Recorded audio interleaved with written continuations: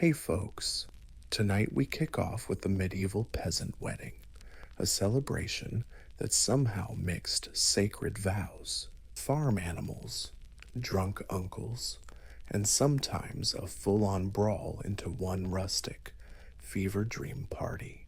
So before you get comfy, take a sec to like and subscribe, but only if you actually enjoy this madness. Also, drop a comment telling me where you're watching from and what time it is over there. Always fun to see who's tuning in worldwide.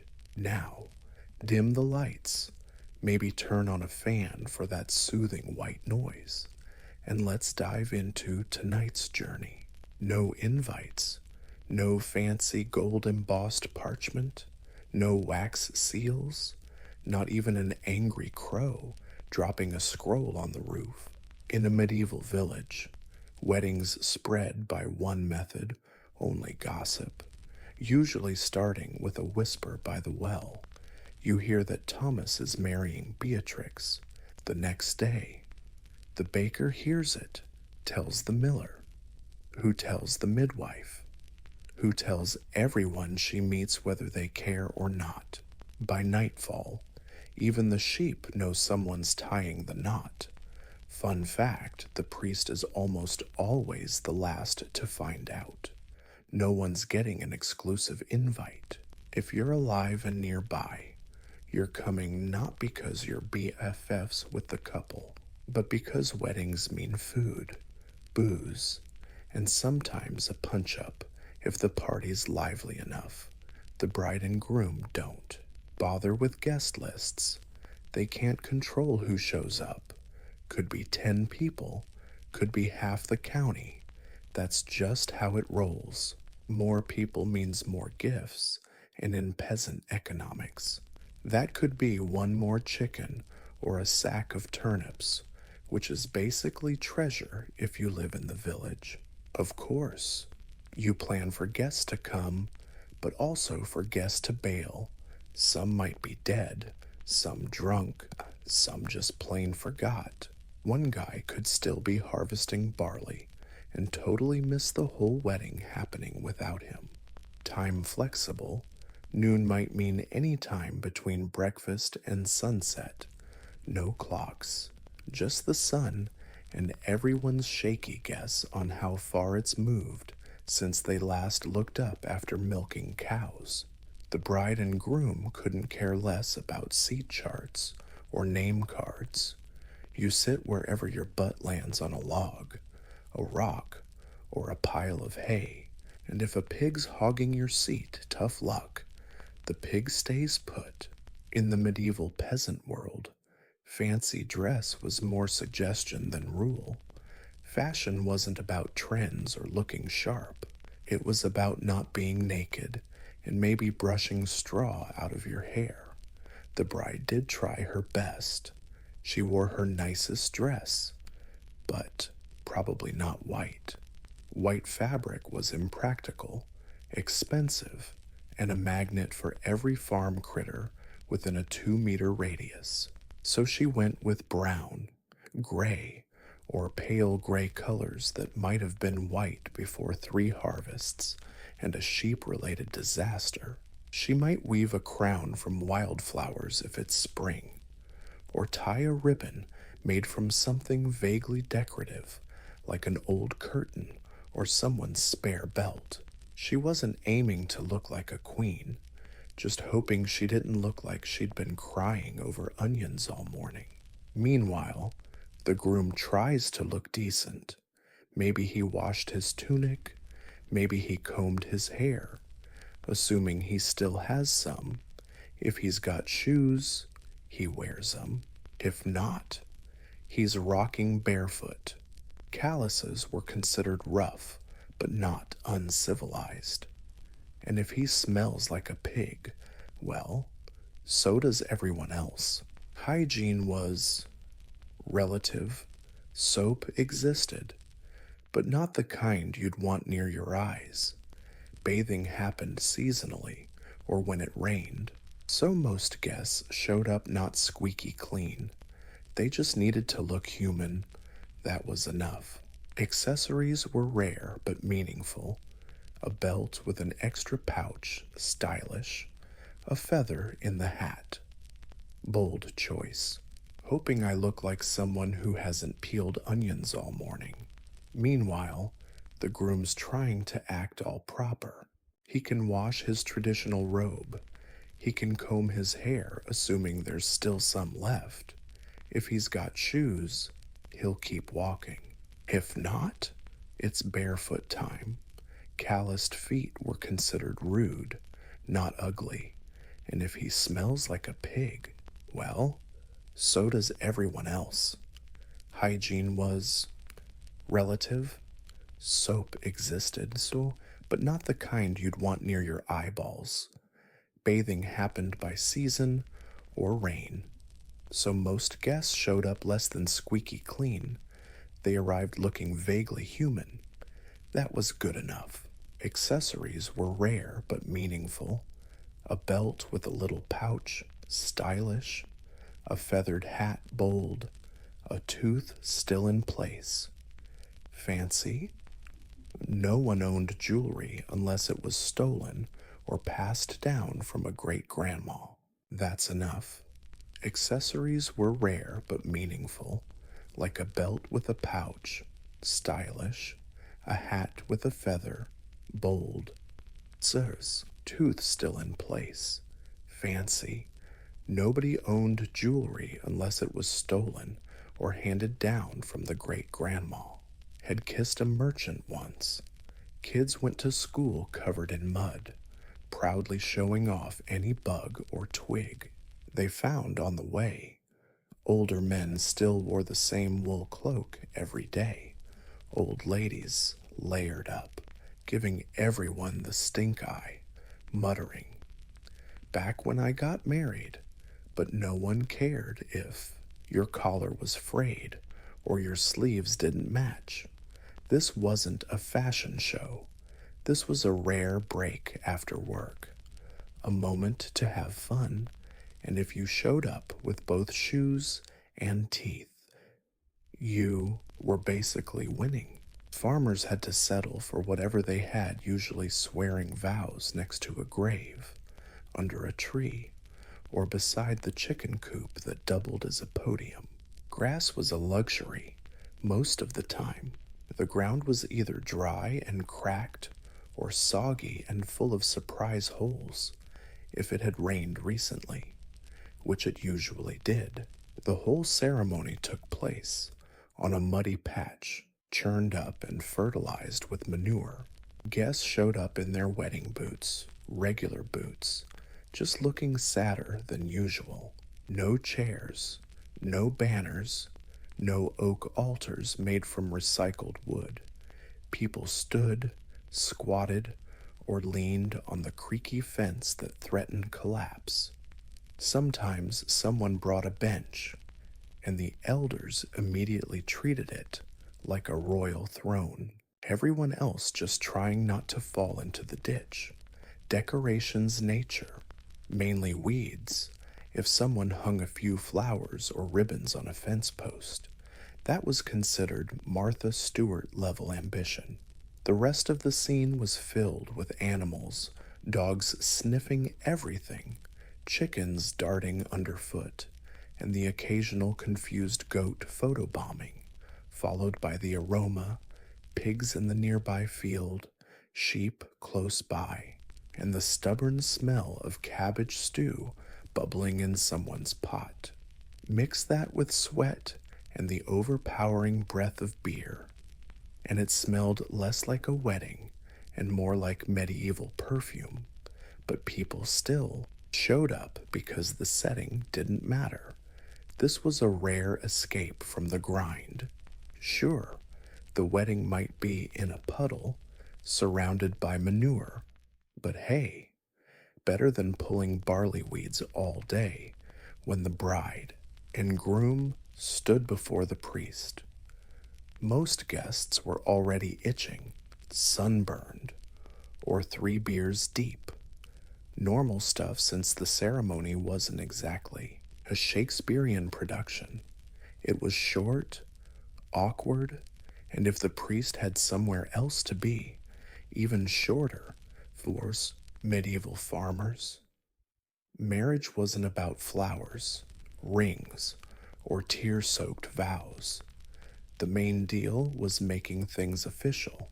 By the 12th century, the church started demanding priests be involved, but the truth is, many couples considered themselves married the moment they publicly agreed in front of witnesses. I'm yours, you're mine, that was it.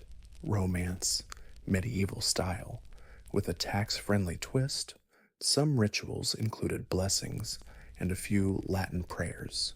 Most never involved kissing, not because of shyness. But who wants to press lips after 6 days without soap? The priest might make the sign of the cross, pray, then rush off to his next gig, like digging a grave or scolding a goose. The church had limits. No rings unless someone found a bent copper trinket or inherited a sketchy family heirloom. Some couples exchanged small keepsakes, cloth, knives, or coins to seal the deal. Others just shook hands and hoped no one chickened out before sunset. Consent was the key. Both sides had to agree publicly. If the bride clammed up and looked ready to bolt, showing up because context didn't matter, this was a rare break from the grind. Sure, the wedding could happen in a puddle surrounded by decomposing manure, but hey, better than weeding barley all day when bride and groom stood before the priest. Most guests were already itching, sunburned, or 3 beers deep. That was normal because the ceremony itself wasn't exactly Shakespearean. It was short, awkward, and if the priest had to dash off somewhere, it got even shorter for medieval peasants. Marriage wasn't about flowers, rings, or tear-soaked vows. The big deal was clarity in the contract. By the 12th century, the church wanted priests involved, but honestly, many couples considered themselves hitched once they said yes in front of witnesses. I'm yours, you're mine. That's the core. Romantic, practical, and tax-friendly. Sure, some rituals included a blessing and a few Latin prayers. Most didn't involve kissing, not because of shyness, but because who wants to smoosh faces after 6 days without soap? The priest might make the sign of the cross, mumble a prayer, then rush off to the next gig digging graves or yelling at a goose. The church had its limits.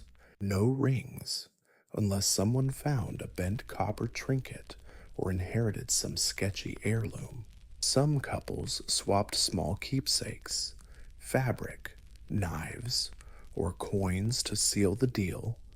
Others just shook hands and hoped no one chickened out before sundown. Consent was key. Both had to agree in front of everyone. If the bride stayed silent and looked like she might bolt, technically the priest had to call it off, but usually a stern look from the parents or a reminder about the exchanged trinkets sped things along, and that was it.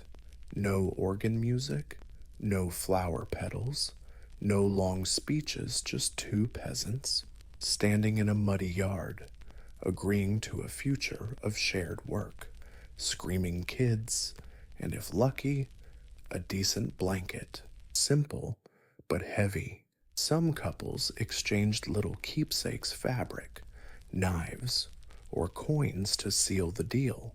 Others just shook hands and hoped no one chickened out before sundown. Consent was key. Both had to agree in front of everyone. If the bride stayed silent, looking ready to bolt, technically, the priest had to pause everything, but usually, a stern look from the parents or a reminder of the exchanged tokens, sped things up, and that was it. No organ music, no flower petals, no long speeches, just two farmers, standing in a muddy yard, agreeing on a future of hard work, kids screaming, and if lucky, a decent blanket, but simple as it was. The wait was real at that moment, surrounded by friends, livestock, and nosy kids. They were bound not by lace or incense, but by their word. And in the medieval world, words carried power, especially when paired with beer. Now, when farmers talked about partying, they meant. Today we have words had power, especially when paired with beer. Now, when peasants said party, they really meant. Today we have a bunch of food and nobody's stealing any of it. No fancy wedding dinners here, no menus, no servers, just a communal pot simmering for hours filled with about half the village's hopes and every kind of vegetable imaginable. The main dish was usually a stew bubbling in a cauldron the size of a baby stroller, inside cabbage, kale, onions, barley, turnips, maybe some dried peas, and if you hit the jackpot, some meat a chicken if someone felt generous or reckless. Otherwise, flavor was all about salt or luck. Guests didn't sit at tables. They found a rock, a bench, or a sturdy dog to perch on. Bowls were passed around, and if you forgot yours, well, you ate with your hands or borrowed from your neighbor. Spoons could be wooden, communal, or purely theoretical. Fingers did most of the heavy lifting. Drinks, way better, plenty of beer, home brewed and stronger than expected. It went down fast, burned a bit, and somehow even made burnt stew taste good. Technically, water was an option, but most avoided it since it was basically a petri dish. Beer was safer and way more festive. Bread, if there was any, was dense enough to knock out a pig, either fresh and sour, or old enough to qualify as a weapon. Cheese showed up too, but only if the cow was feeling generous that week. No desserts unless someone brought berries or dried fruit, and no one really trusted the berries. Still, by peasant standards, it was a feast, a second bowl, a third bowl that was luxury. Kids ran around clutching crusts. Elders ignored them happily. Gums be damned. Stray dogs lurked at feet, getting more scraps than usual, but less respect than they deserved. And even without silver plates or fancy food, the party meant something. It was a chance to get full, to rest, to celebrate something besides surviving winter. Because when your life is ruled by seasons, plowing, and surprise disease outbreaks, any excuse to eat together and laugh loud is a win, even if it tastes like boiled cabbage. Forget blenders and monogrammed napkins. At a medieval peasant wedding, the gift list was simple. Bring whatever you could carry, preferably alive or edible. Wedding gifts weren't about feelings. They were about survival. Guests brought what they had: some eggs, a chunk of hard cheese, a tied-up chicken, or if feeling really generous, a small sack of grain. These weren't exactly smart investments. For the couple's new life, nothing says congratulations on your lifelong contract like half a dozen turnips.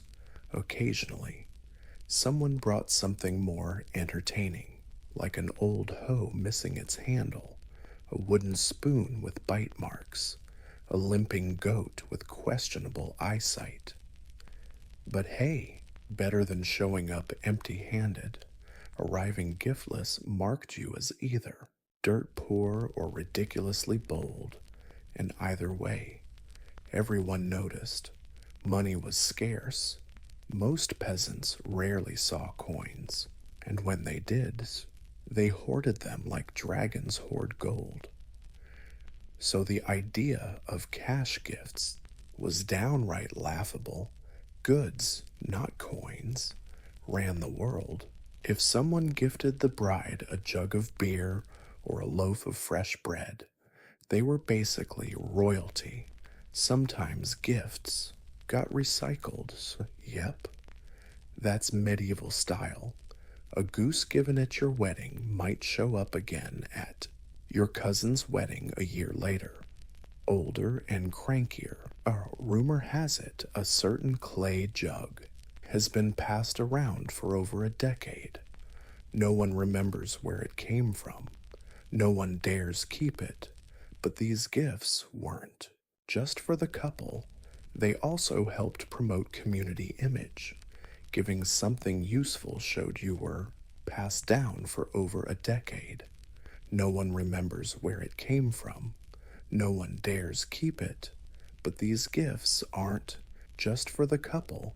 They also boost the community's image.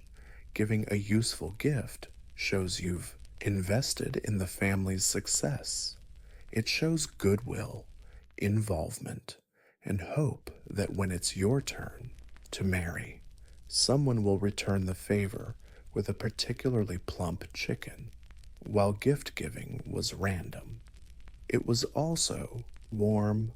These weren't luxuries, just what folks could afford.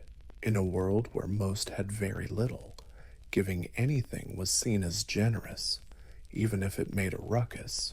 All along the way, every medieval village had its own cast of characters, and they all showed up at weddings, uninvited and unmissable. Think of it as a social reunion mixed with reality TV, minus the cameras, and with way more goats. First up, the village loudmouth, usually an older woman who knows everyone's business and filters nothing. She'd start by blessing the happy couple and end with something like, though we all remember what happened during last year's harvest behind the bakery. She's not trying to stir the pot. She is the pot. Then comes the local wise woman, part healer, part witch, part rumor mill. She blesses the couple with some mysterious herb nobody recognizes and mutters stuff like, "May your cows always give milk unless they don't." Everyone nods seriously. No one dares make eye contact. You'll also find the retired soldier who hasn't fought in 30 years, still wearing a dented helmet and retelling the same probably made-up battle story near France. He yells at the bride and groom before immediately collapsing. And of course, there's always the drunk uncle. Every village has one. Red-nosed, overly affectionate, and prone to yelling, "Love is war," while trying to dance with someone's grandma. He'll suspiciously gift a crooked spoon or a light beer. Yet, it's tradition, but beyond the characters. The real fuel of weddings was gossip. Weddings were prime time for juicy rumors. Who showed up late? Who looked way too cozy with the shepherd? Who brought a gift suspiciously like last year's? Nothing slipped past the village radar. If the bride's dress had a stain, oh boy, theories exploded. If the groom looked pale, someone swore he was cursed. The stories started at the ceremony, spread for weeks, passed along with loaves of bread, between milk buckets, and etched into the village's collective memory. Honestly, people lived for this. Life was tough. Gossip was free. If you've ever been to a wedding with zero babysitters, just imagine, but with more mud, fewer teeth, say, and zero supervision. That's a medieval peasant wedding. Kids everywhere. No sitting politely. No careful nibbling on bread. Nope. They tore through the crowd like sugar crazed wild squirrels, fueled by stolen crusts and pure chaos. And no one stopped them. Not because adults didn't care, but because they were busy eating and avoiding eye contact with the in laws. Without structured games or toys, kids got creative. They'd race sticks into puddles, throw mud balls at chickens, dare each other to touch the priest's donkey. They used turnips as projectiles and haystacks as shields. There was always at least one kid tossed into the stew pot. Luckily, nothing happened. But it was close enough to spark plenty of questions. Toddlers wandered into the ceremony. Babies were slung on hips or just plopped on the ground like backpacks. A kid would cry every 5 minutes, maybe from tripping, getting bitten by another kid, or a dog swiping their only snack. No one panicked. This was normal. The bride and groom usually ignored the madness. Sometimes the bride would grab a kid by the collar mid-vow and hand them off to someone nearby with a "here, you got this now." The kid didn't flinch, just ran off like a tiny medieval gremlin. Sometimes there'd be a bigger group claiming to be supervisors, bossing the little kids around with all the compassion of tiny dictators. No, you can't sit there? Yes, we're allowed to take your bread. Fly-specked, filthy, and poorly sanitized. In fact, weddings were one of the rare times kids were allowed, handing it off to someone nearby like, "Here, it's yours now." The kid, not even flinching, just dashes off like a tiny medieval gremlin. Sometimes there's a bigger kid gang, calling themselves supervisors, bossing around the little ones with all the heartfelt authority of tiny landlords. No, you can't sit there. Yeah, we get to steal your bread. The Lord of the Flies meets dirt and poor hygiene. Honestly, weddings were one of the rare times kids were allowed, even encouraged to go wild. The idea was, let the kids blow off steam while the grown-ups did the same, because if they didn't come back covered in scratches, bruises, and someone else's breadcrumbs, were they even really at the wedding by day's end? Most kids were collapsed on a sticky, hay-strewn mess, totally wiped out, some with minor injuries. But no one batted an eye. It was just the long-standing tradition of medieval peasant weddings. Music wasn't really performed. It was more like any noise someone could squeeze out of whatever they had. If you were lucky, some local dude might show up with a violin. Really lucky, he might know more than one tune. The most popular musician was that guy.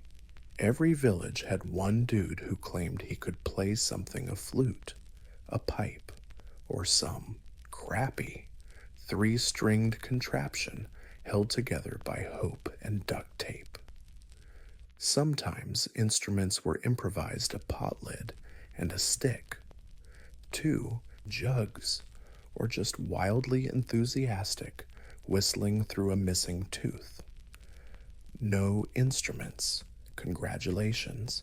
Now you've got a choir of drunken uncles belting out a wedding song they all kinda remember. The lyrics are vague, slightly inappropriate, and repeated until someone passes out or forgets the words. Whichever happens first, the drums, if any, were anything that made noise when hit buckets, barrels. Once, even a well-fed goose in a sack got pressed into service. Stomping to the beat was popular too, double win because it was both dance and rat repellent. The playlist was tiny. Most songs fell into three categories. Love songs, where someone definitely dies at the end.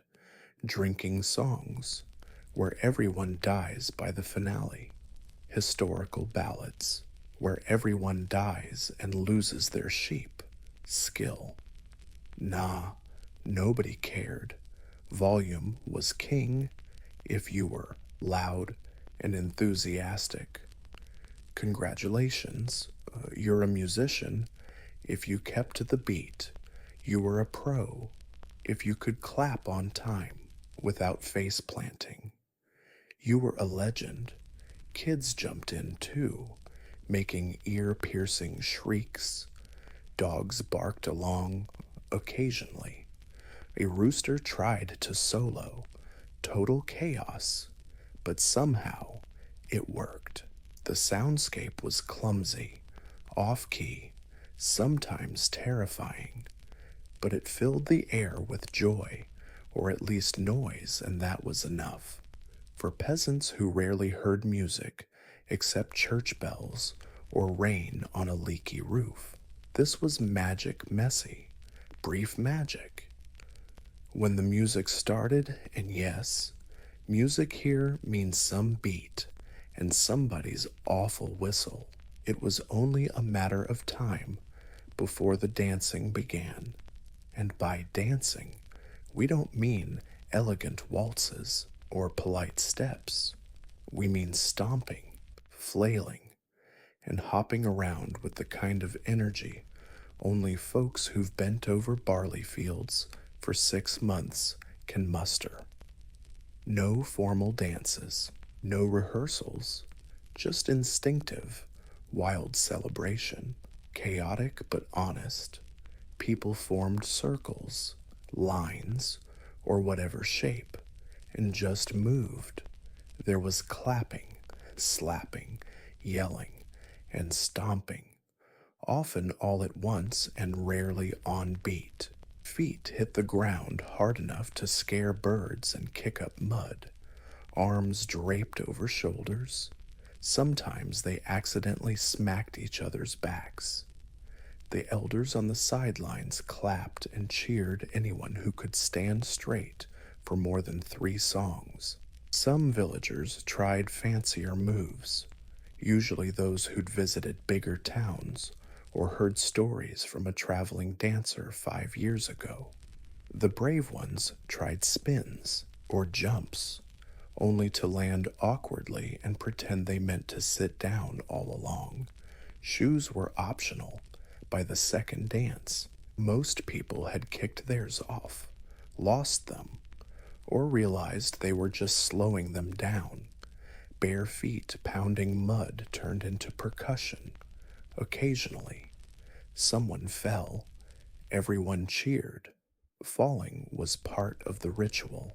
Of course, the bride and groom had to join in. The crowd shouted slogans, cheered, and sometimes shoved them into the middle of the circle. They danced red-faced, laughing, or silently begging for mercy, accidentally bumping into each other. The older folks on the sidelines clapped, cheering whoever could stand upright longer than 3 songs. Some villagers tried fancier dance moves, usually those who'd visited bigger towns or heard stories from a traveling dancer who passed through 5 years ago. The brave ones would try spinning or hopping only to land awkwardly and pretend they meant to sit down. Shoes were optional by the second dance. Most folks had been kicked out, lost, or realized they were just slowing everyone else down. Bare feet slapped against the muddy ground, becoming the percussion section. Occasionally, someone would fall.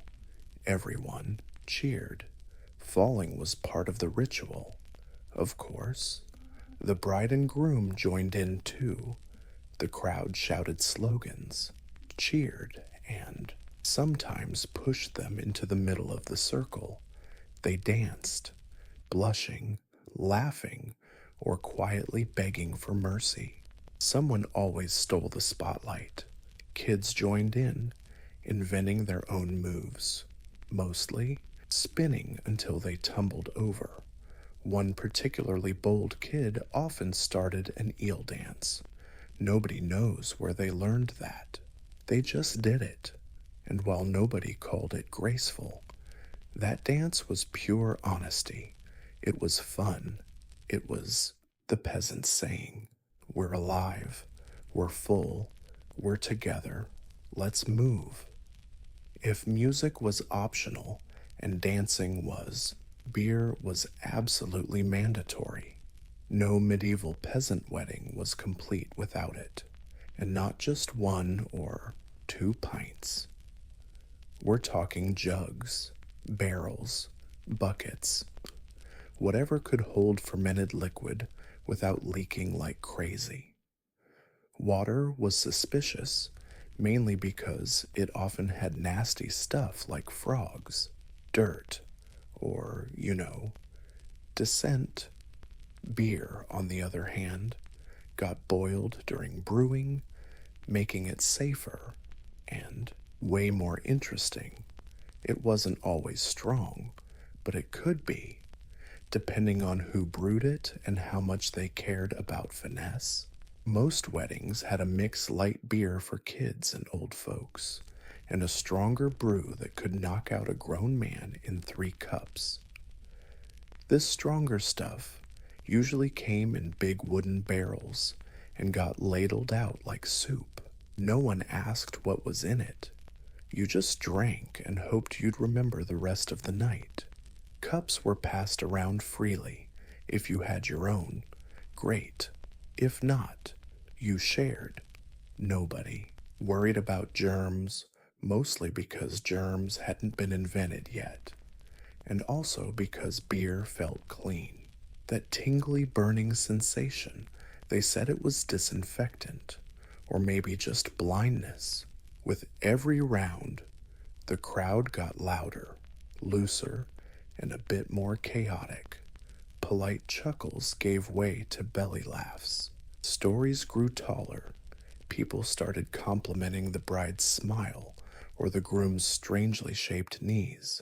Someone would always break into a celebratory song, which turned into a shouting contest, then into a nap under the table. There was always that one person who shouldn't have had that last beer, the type who starts singing and ends up puking in the hay, yet no one judged. It was part of the ritual in a world of hard labor, brutal winters, and death lurking around every corner. Beer wasn't just a drink. It was social glue. It got people talking, laughing, confessing, and sometimes into awkward standoffs. And at a wedding, its main job was turning a sacred marriage into a party no one remembered clearly, but everyone remembered forever. No medieval peasant wedding was complete without a bit of chaos, not the planned kind, but the slow burning kind, simmering under the surface until someone's elbow bumped the keg or someone flirted with the wrong cousin. Let's start with the flirting. Weddings were matchmaking gold mines. Technically, you had music, drinks, food, and a field full of eligible farmers who'd spent months in mud and misery. A wedding was basically medieval speed dating. Exchanged glances, awkward flower handovers. A few brave souls tried poetry, usually rhyming hay with May and quickly losing their cool. The dance floor was the prime flirting spot, though most moves involved tripping someone and pretending it was romantic. Of course, Not all flirting was welcome, and that's where fights started. The usual reasons. Someone danced too close to another's target. Someone spilled beer on borrowed sleeves. Someone insulted someone else's goat. Again, fights were rarely serious, mostly shoving, squawking, and the occasional mud wrestling match that no one really tried to stop. When the fight ended, both sides were usually too tired or drunk to remember what they were even arguing about. They shook hands, split a beer, and moved on. Then there were the accidents. Weddings plus livestock plus booze equals unpredictable outcomes. Chickens often got trampled. Kids fell into barrels. Someone always tripped over the stew pot. Once, a goat got tangled in the bride's veil and encouraged. That's where the arguments kicked off. The usual suspects. Someone danced way too close to the person another had their eye on. Someone spilled beer on a borrowed dress. Someone insulted someone else's goat. Again, fights were rarely serious, mostly shoving, whining, yelling, and the occasional mud wrestling match that nobody really tried to break up. When the dust settled, both sides were usually too tired or too drunk to remember what they were even fighting about. They shook hands, shared a beer, and moved on. Then there were accidents. Weddings plus livestock plus booze equals unpredictable chaos. Chickens often got trampled. Kids fell into barrels. Someone always tripped over the stew pot. Once a goat got tangled in the bride's veil and dragged her 3 meters before anyone noticed. She was fine. The goat got applause. No one was surprised. Accidents were part of the fun. They left the villagers stories to tell for years.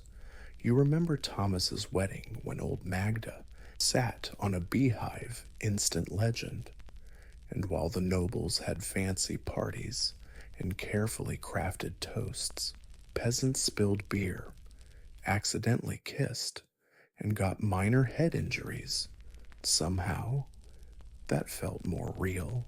At some point in every medieval peasant wedding, right after the fourth drinking song, but before the goat stole the bread, someone would look around and ask, "Hey, where'd the bride and groom disappear to smirks, raised eyebrows, and old aunts nudging each other, muttering, 'Oh, they're not wasting any time,' because everyone knew exactly where the newlyweds were, or at least what they were up to. Consuming each other wasn't just tradition, it was legally important. In medieval Europe, a marriage wasn't considered fully legit until it was officially sealed before God and a flattened straw mattress. Technically, some weddings even had witnesses, a weird mix of custom and nosiness. Though by the late Middle Ages, most villages smartly ditched that part. The couple would sneak off to a barn, a back room, or a little hut someone had cleaned up just for this occasion. Privacy was relative, no locks, curtains were a luxury, but the symbolic disappearance mattered. The community got it. Let them vanish. Let them bond. Meanwhile, back at the party, the fun kept rolling. The couple's absence didn't stop the dancing, beer drinking, or singing. In fact, it gave everyone something to gossip about. How long do you think they'd be gone? Betty trips over his shoes. She looks like she knows what she's doing. Oh, his mom said he's clumsy. When the couple finally reappears, faces flushed, hair wild, a hint of victory, no one says a word. but everyone's watching. The groom gets handshakes, the bride gets proud nods, and unsolicited advice from women married since the great turnip shortage of 1314. Some couples don't even come back. They crash on the hay or decide now's the perfect time to start married life early. Nobody blames them after months of hard work and years of waiting. They've earned a little escape from noise, mud, and the neighbor's endless commentary. And while there's no honeymoon, that stolen private moment is the closest thing they'll get. The morning after a medieval peasant wedding is less romantic dawn and more drunken herd chaos.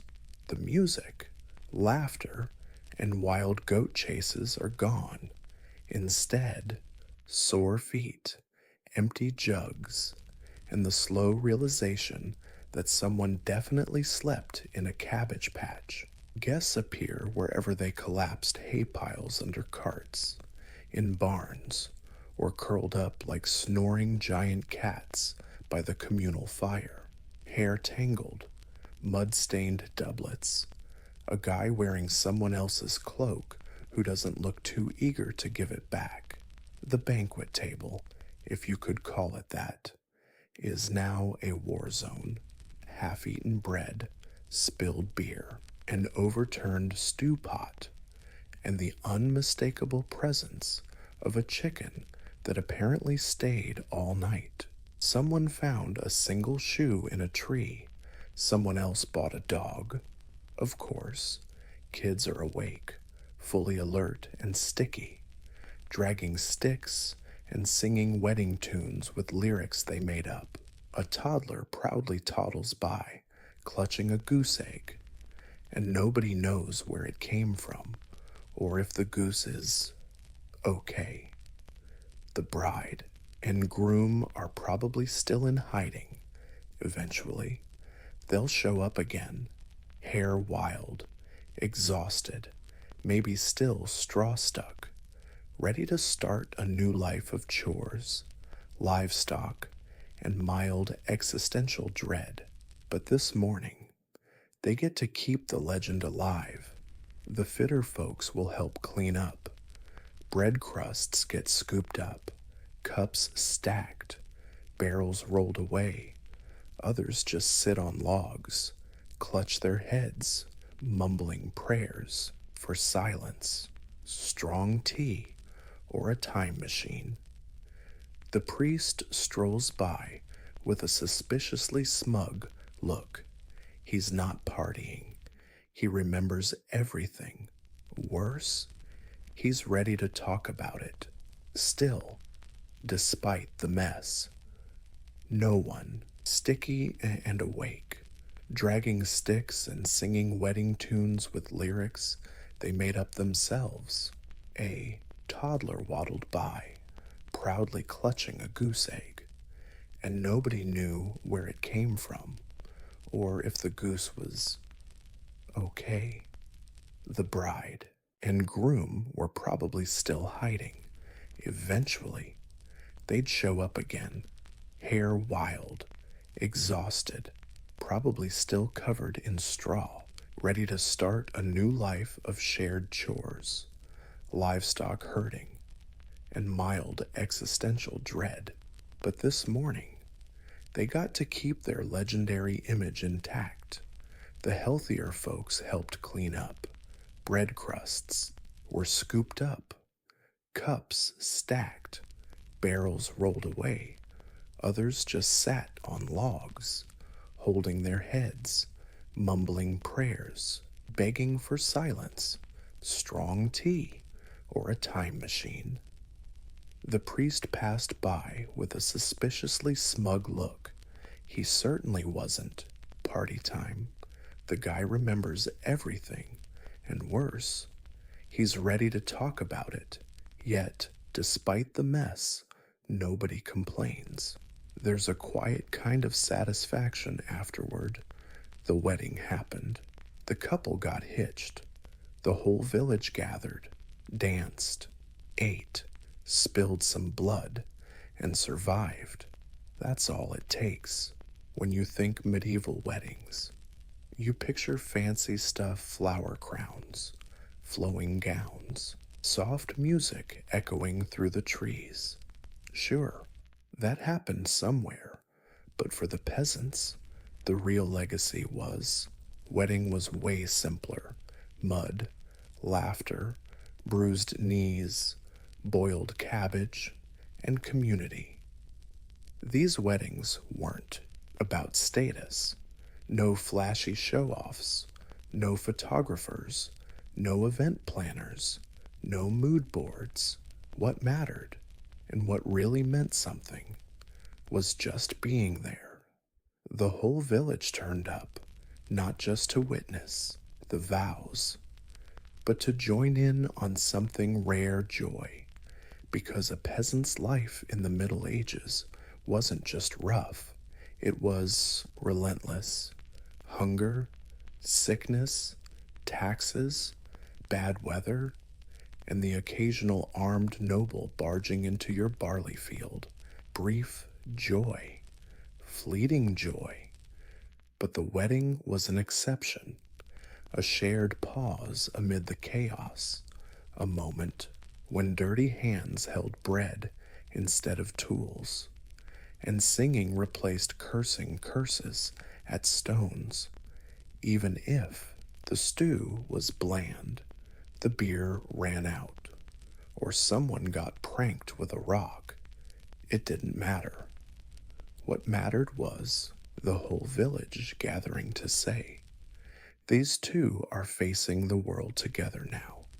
Let's cheer and pour drinks to celebrate them." So, the peasant wedding legacy isn't etched on stained glass or scribbled in fancy manuscripts. It lives on in stories told by the fireside with bread, in songs hummed during the next harvest, in the smiles shared by a couple months later over a pot of stew, calloused hands and crushing debts included. It's in the mud, in the wounds from goose attacks, in whispered gossip that somehow turned into legend. It's messy, it's real, and it belongs to the people. And if the world ends tomorrow, like it tried to do a bunch of times in the Middle Ages, then at least the villagers will have this memory. A day when life felt lighter, when no one was working, and two people said "I do" while the chickens clucked their protests nearby, before the wine was poured or the liar was caught. There were rules, lots of rules, despite the later chaos and laughter at night. The Greek symposium wasn't some random party. It was ritualized, exclusive, and oddly sacred. You didn't just show up and start chugging. No, that was barbaric. First, you had to be invited. The host, called the symposiarch, carefully picked the guest list. This was an all-male event, strictly for free men. They had slaves for serving.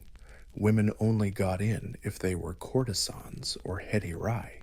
Wives stayed home.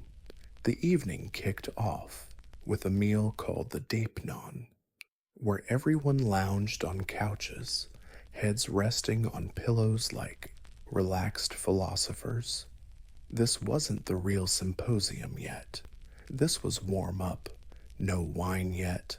That came later, because after the food was cleared and the floor swept, the real event began. Wine was mixed with water in a big bowl. Drinking straight wine, like the Scythians did, was uncivilized. The symposiarch decided the mix weak. You came to chat. Strong. You came to stir trouble. It was a delicate line, and things stayed stiff. Too drunk, and Plato's dialogues would turn into a Dionysian disaster. Now, this is when stuff got interesting. Each Session had a purpose, usually philosophy, politics, or poetry, but underneath it all was a feeling of sacred relaxation, what the Greeks called schola. This wasn't wasted time. It was where ideas were born, where young nobles sharpened their minds, played word games, improvised poetry, and maybe, just maybe, fell in love. Before the debate kicked off, wine was poured for Dionysus, god of wine and holy madness. There was singing, sometimes by hired musicians, sometimes by the guests themselves. A flute girl might play, a courtesan could challenge guests with a riddle, but everything was organized. Wine passed clockwise. Each round had a toast. Drinking too fast was frowned upon. Careless drinking was shameful. The ideal guest was witty, charming, and just drunk enough to beautifully spill the truth. Finally, the symposium was a show, a place where men, proving both their wit and their wine tolerance.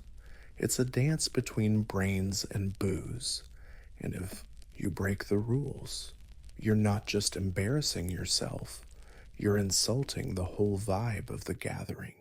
The physical setting of a symposium isn't random. It's a stage for mind and body to perform together. The event usually took place in a specially designed room in a Greek home called the andron, reserved exclusively for men. It's a square space lined with couches or armchairs, each wide enough for a guy to lean on one elbow and lounge sideways. The center was left empty, perfect for servants pouring wine, dancers performing, or sometimes impromptu games where they flung wine leaves at targets. Yep, they had drinking games too. Light came from flickering oil lamps, and the air was thick with incense, grilled meat, and occasionally the perfume of hetere, cozy, seductive, designed to loosen inhibitions without killing the intellect. The couches were arranged in a circle, encouraging eye contact, verbal sparring, and shared laughter. This wasn't just architecture, it was psychology. Everyone had equal status here. No head of the table, no one was above anyone else. The equality of space fueled philosophical democracy, a rare moment of fairness in a deeply hierarchical world. The mood could swing wildly, depending on the host and the guest list. Some symposiums were thinly veiled political strategy sessions disguised as wine parties. Others turned into naked singing and dancing contests. And some, like the ones Plato described, had a lofty, abstract, almost religious vibe. But all of them started at the same place with shared space, shared drink, and the shared feeling that something important was about to happen. Even the decorations mattered. The walls were often adorned with the mythological paintings, Hercules partying with gods, Dionysus leading a drunken crowd, satyrs chasing nymphs. These weren't just pretty pictures. They reminded everyone of the thin veil between civilization and total chaos. They whispered, "This is a game, but a sacred game. And don't forget the wine itself, served in decorated cups called kylikes. These cups often had erotic or funny scenes painted at the bottom, slowly revealed as you drained your drink. The moment you finished your wine came with a laugh, a blush, or a witty comment, depending on the audience. At the heart of many symposiums was a dynamic that still confuses and fascinates modern minds. The pederastic relationship between an older man, the Erastes, and a younger beloved man, the Aramenos. This wasn't just tolerated, it was idealized. The older man was teacher, lover, and patron of intellect and refinement. The younger man, often a noble born teen, was the pupil and admired object, and the symposium was their stage. This relationship wasn't purely physical, at least not in theory. It was supposed to be about virtue, discipline, and passing on knowledge and moral qualities. But that didn't stop the atmosphere in symposiums from getting a bit sexy. Older men used clever wordplay and poetry to flirt with the beautiful young heterae lying beside them. Compliments were expected, touching was frowned upon. The key was restraint. It showed control, dignity, and seriousness of intent. Meanwhile, the beloved was expected to resist, at least in public. His virtue was measured by how skillfully he could refuse advances with grace and wit. A guy who gave in too easily lost social value. A guy who always said no risked seeming cold or arrogant. The ideal made everyone guess. He blushed, he dodged, he teased, and above all, he listened. He was expected to inherit not just affection, but wisdom too. But not every guest played along. Married men were supposed to behave, but honestly, many didn't. Courtesans and hetera brought physical pleasure, but the young men were supposed to offer something loftier inspiration. They were the muses of the upper class men. Their youth reminded older fellas of fleeting beauty, cruel flirtations, and why philosophy matters in the first place. The famous Plato used a symposium to explore love as a ladder starting with physical attraction and climbing up to sacred contemplation. But that high climb literally began on a couch next to a handsome lad. The close setting made it easy to talk soul without awkwardness. Admit desire without shame. Wine wasn't just a drink at symposiums. It was fuel, compass, and litmus test. But the Greeks didn't drink like we do now, chugging undiluted wine, barbaric move. The ideal Greek mixed wine with at least 3 parts water. Why? Because wine wasn't meant to knock you out. It was meant to soothe the tongue without frying the brain. The crater, a big mixing bowl, sat center stage like an altar. Symposiums, usually at night, decided the wine to water ratio. The host held all the power. A strong mix meant a wild night. A weak mix promised poetry and speeches. It was a delicate balance, and the night could drag on, too drunk, and you might puke in your neighbor's shoe and live with eternal shame. Each guest got a cup, often beautifully painted, and wine passed around in circles. It flowed clockwise, 1 sip each, before passing on. But it wasn't just about drinking, it was about rhythm. Every round came with a toast, a song, a witty remark. Wine invited weakness, creativity, and sometimes madness. The Greeks believed Dionysus, the god of wine, could spark divine insight or total insanity, depending on how much you poured, and sadly, they nailed it. but not without purpose. There was an art to pacing. A truly respectable guest could drink several rounds, trade clever sayings, recite Homer, and still sit upright. Losing control, that was for barbarians. In fact, symposiums partly served as training grounds to prove a real man could enjoy pleasure and still keep himself together. Self control, even when drunk, was a virtue, but not every guest lived by that ideal. Drunken dancers stripped naked, knocking over lyres, or mistaking servants for god of death became legendary jokes for years. Symposium disasters passed down like cautionary tales. On the flip side, a slightly drunk philosopher who spoke brilliantly about justice or love could be remembered forever. Not every moment at a symposium was a deep philosophy.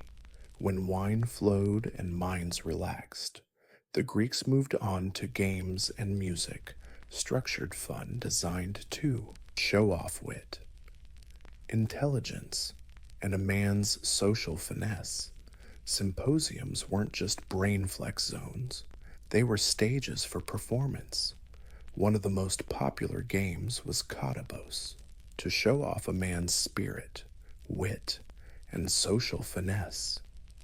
The symposium wasn't just a brain parade, it was a stage. One popular game was Cottabos, a surprisingly elegant and weird pastime.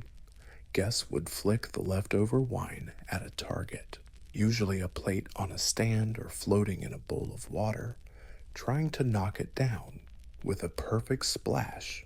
Success wasn't just skill, it was symbolic.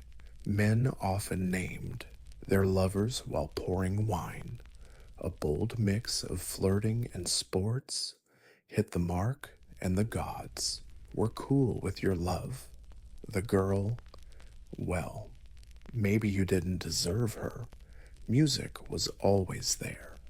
A hired flute girl played haunting tunes to back up toasts or dances. Sometimes she danced herself, twirling as the night heated up. But guests didn't just listen, they performed, reading Homer, improvising dirty poems, or singing drinking songs was not optional. It was expected. A man who couldn't carry a tune or drop a clever line was silently judged, maybe even mocked. But the real show was, in the words, witty remarks. Social banter were an art form. Verbal sparring tested memory, wordplay, philosophy, and charm. Men posed riddles, challenged each other to improvise poetry, or told biting jokes. It wasn't cruelty, but finesse. The best talker was quick, thoughtful, and a little cheeky, and then there were riddles, sometimes philosophical, sometimes downright dirty. A well-timed riddle could hush the room or crack it up. The most admired guests could deliver a dirty pun and a theory on justice at the same time, and if the room was in sync, wine balanced, and guests sharp, the whole event had a magical vibe, half performance, half revelation. The goal wasn't just to impress, but to connect, to build bonds where personality, intellect, and ambition blended in this merry chaos. Reputations were made or broken, and the craving to blend into one. In this cheerful chaos, your reputation is either made or smashed to bits, because in a Greek symposium, you're judged not just on what you think, but how cleverly you say it, especially when you're drunk and rocking that fancy robe. Meanwhile, the Greek wives were stuck behind locked doors, cut off from all the brainy and naughty fun, while another kind of woman moved freely under the flickering lights, the hetera. These high-class ladies weren't just entertainers or prostitutes. They were educated, witty, and trained in music, conversation, and seduction. They didn't just show up at symposiums, they were kind of a big deal. Hetaira could recite poetry, sing next to a lyre, debate philosophy, and flirt with even the smartest noblemen. Unlike most Greek women, they weren't stuck at home. They could own property, attend parties, and even amass wealth.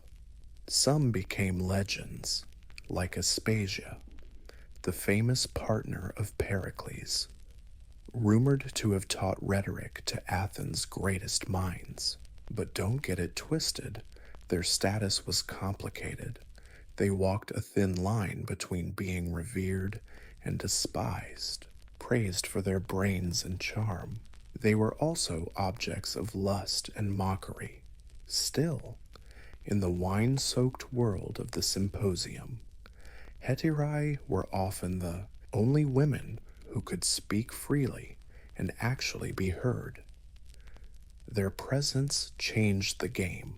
With them, the evening wasn't just a boys' club of philosophy and flirtation anymore. It became a wild, unpredictable dance of power and performance. A well-timed comment from a hetera could deflate a man's ego or ignite an all-night debate. They were verbal warriors, trained to challenge, tease, and sometimes humiliate. The sensuality was always there, but not always exploited. Flirting, tension, that was the whole point. Some heterae were lovers. Others kept their distance, using charm as leverage. They played by their own rules, often wielding beauty and brains to climb the social ladder or manipulate political alliances to many men. These women represented an illusion, feminine companion with no family duties, lust without submission, and intellect unshackled.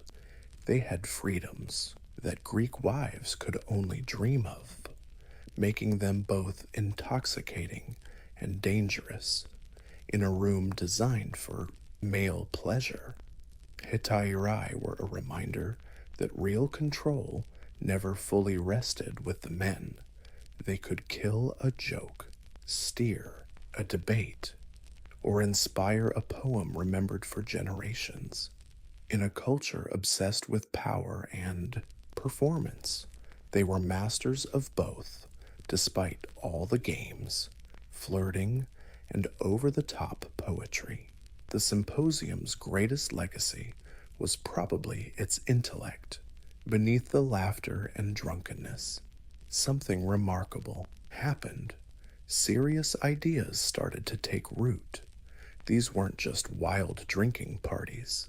They were laboratories of the mind. Somewhere between the third glass of wine and the final riddle, guests often kicked off debates that would shape Western philosophy forever. The most famous example, of course, is Plato's Symposium, a fictionalized account of a real gathering where Socrates, Alcibiades, Aristophanes, and others explored the nature of love. But this wasn't a one-off event.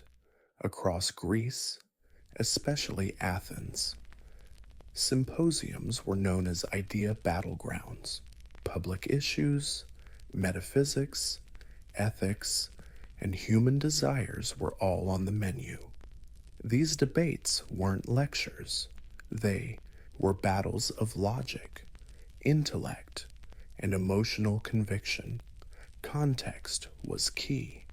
Wine lowered defenses, humor softened the blows, and privacy allowed vulnerability. You could challenge a man's view on justice, his belief in the gods, or even his sexual preferences. And if you were clever enough, you might earn his respect. One central topic was Eros' lustful love, not just physical, but a philosophical force. Socrates, through Plato, described love as a ladder. It starts with physical attraction, rises through appreciation of beauty, and peaks in contemplation of the eternal form of physical charm, rising through the appreciation of beauty, and reaching the peak of contemplating the eternal forms of beauty itself. That idea was born in a symposium, but other topics popped up too. What is virtue? What makes a person wise? Can the soul be immortal? Is pleasure good in itself, or just a distraction? These weren't ivory tower questions. They were urgent, personal, and debated over sips of sharp wine. No wonder many great Greek thinkers, Socrates, Plato, Xenophon were regulars at these parties. These gatherings were the birthplace of ideas. They mixed a rare cocktail chill vibes, brains, emotions, and a dash of challenge. Unlike public forums, symposiums allowed for subtlety.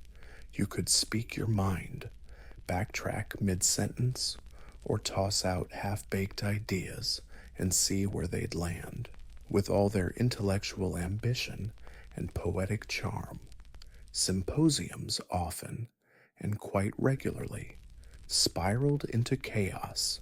While philosophers dreamed of truth and beauty, reality barged in with soaked wine glasses and staggering guests. The tightrope walk between order and debauchery didn't always end well, and when it failed spectacularly. Take Alcibiades, for example, the handsome, clever, and scandalous Athenian politician. He was famous for crashing Plato's symposium, drunk, wearing a wreath like he was Dionysus himself. Instead of delivering a sober reflection on love, he gave an extremely personal, borderline creepy speech about Socrates. His talk was funny, touching, and wildly inappropriate.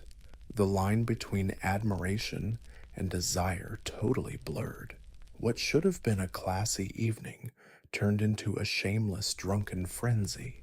But Alcibiades' antics weren't just clumsy, they were prophetic. He went on to betray Athens, flee to Sparta, switch sides, and die in exile. His love of wine, showmanship, and reckless charm reflected the dark side of symposium culture, irresistible but unrestrained, talented but shameless, and he wasn't alone. Plenty of political scandals started right at these parties. Rumors spread fast. Who was flirting way too obviously? Who got hammered? Who insulted guests? Or cursed the gods in a cloud of smoke and wine? Everything was noted, gossiped about, and weaponized. One slip-up in a private symposium could wreck your political career.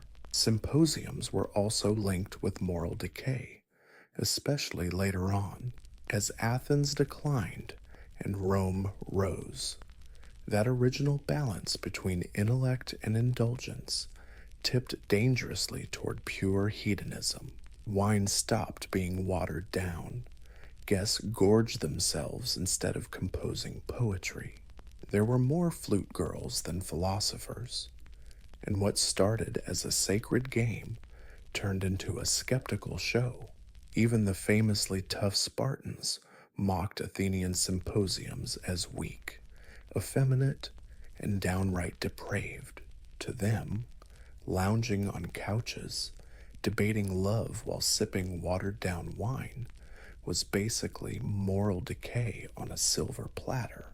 And honestly, they had a point. But the Greeks knew the risks. That's why moderation was king.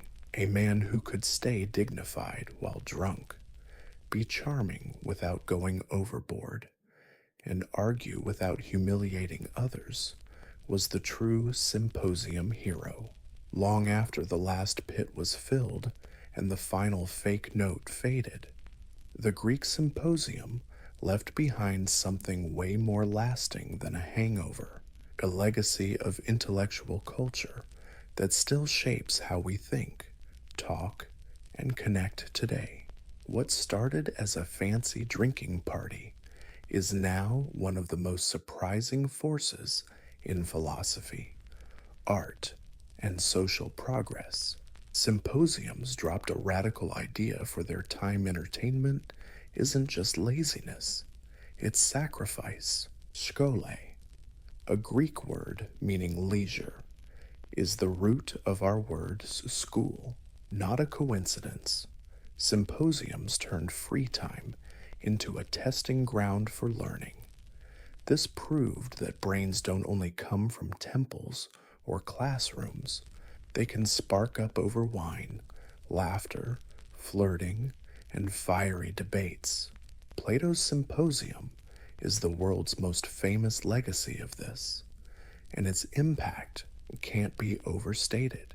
It gave us not just a structured philosophical dialogue model, but timeless concepts like Plato's love, the concept later called eros, and the idea that beauty and truth are tightly linked. The form of that work, featuring a bunch of men lying back, sipping wine, and chatting about some shared topic, became the blueprint for everything from college seminars to late night parties. The Romans took that seminar vibe and turned it into the convivium, a fancier, less philosophical shindig, but the structure stuck around.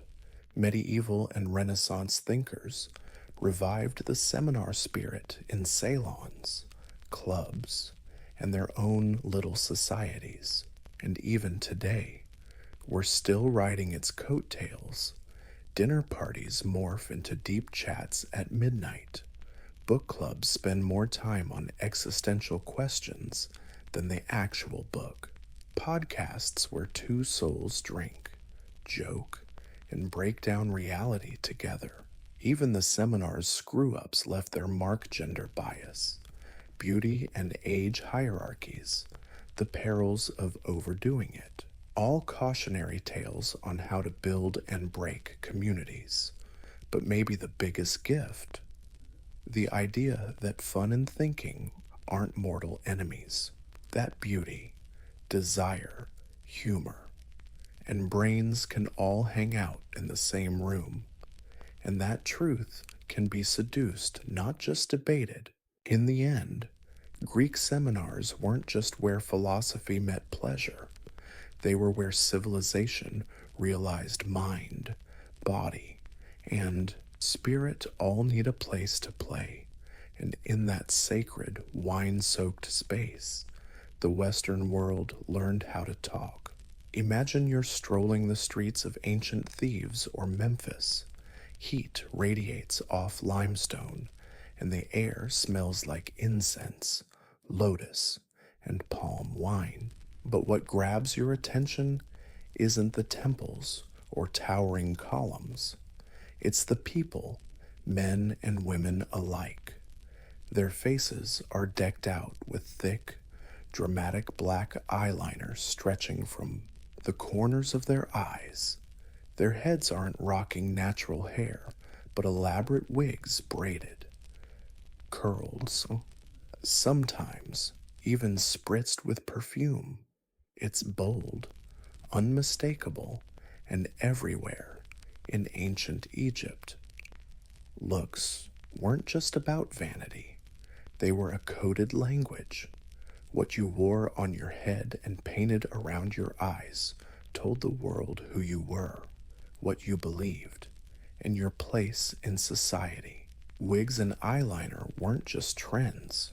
They were identity, spirituality, and hygiene statements. Eyeliner was made from a perfume sprays. It stood out, unmistakable, and everywhere you looked. In ancient Egypt, looks weren't just about vanity, they were a secret code. What you wore on your head and painted around your eyes told the world who you were, what you believed, and where you stood in society. Wigs and eyeliner weren't just trendy fads, they were identity statements, spiritual badges, and hygiene hacks. Eyeliner was made from a deep blue powder called malachite, or the more famous black stuff from galena, a black lead sulfide, applied with extreme care and precision, a bold look, but not just for beauty's sake. People believed it protected the eyes from harsh sunlight, kind of like how athletes today smear on black grease. More importantly, it had deep spiritual and medicinal meaning. Ancient Egyptians thought this pigment protected them from evil spirits and illnesses, especially flies and bacteria lurking around the Nile. Not just superstition, modern science confirms that charcoal might actually have antibacterial properties. Yep, eyeliner could save your life. As for wigs, they weren't just fancy headgear. Hair was shaved regularly to stay clean and keep lice at bay. Wigs were worn daily by the elite and saved for special occasions by regular folks. Materials ranged from wool, plant fibers, to human hair, and complexity varied too. Some were simple metal plates, others towering constructions of curled locks, beads, and even gold decorations. A well-made wig was pricey and a status symbol, kinda like a tailored suit or a fancy handbag today. Wigs paired with kohl eyeliner created a vibe controlled, serene, and sacred. Showing up in public without them, especially for the elites, was unthinkable. It wasn't just about looking good, it meant living civilized, staying clean, protected, and in harmony with the gods. For ancient Egyptians, kohl wasn't makeup, it was protection, identity, and even a prayer. Both rich and poor, men and women, lined their eyes with bold black strokes, extending their eyes toward the temples in elegant, wide curves. And no, they didn't do it just because it looked cool, though. Let's be honest, it really did. They did it because eyes were sacred. The ancient word for eye makeup was med, and applying it was almost a ritual act. The most common formula used galena, a gray-black mineral ground into fine powder and mixed with oil or animal fat. Then a kohl stick was used to draw that signature black line, shaping Egyptian faces for centuries. But it wasn't just about looks. Galena was believed to ward off disease and bad luck, not just makeup magic. Why the obsession with eyes? Because, in Egyptian mythology, the eye held power, the eye of Horus, one of the oldest symbols of protection and royal power, stood for healing and wholeness. Kohl was basically a plea to that protective symbol to guard the wearer from spiritual and physical harm, and protection was no small deal in the ancient world. The Nile, while life-giving, also brought disease, bugs, flies, dust, and bacteria. These were everyday worries. Kohl might have acted like an early sunscreen and antibacterial barrier.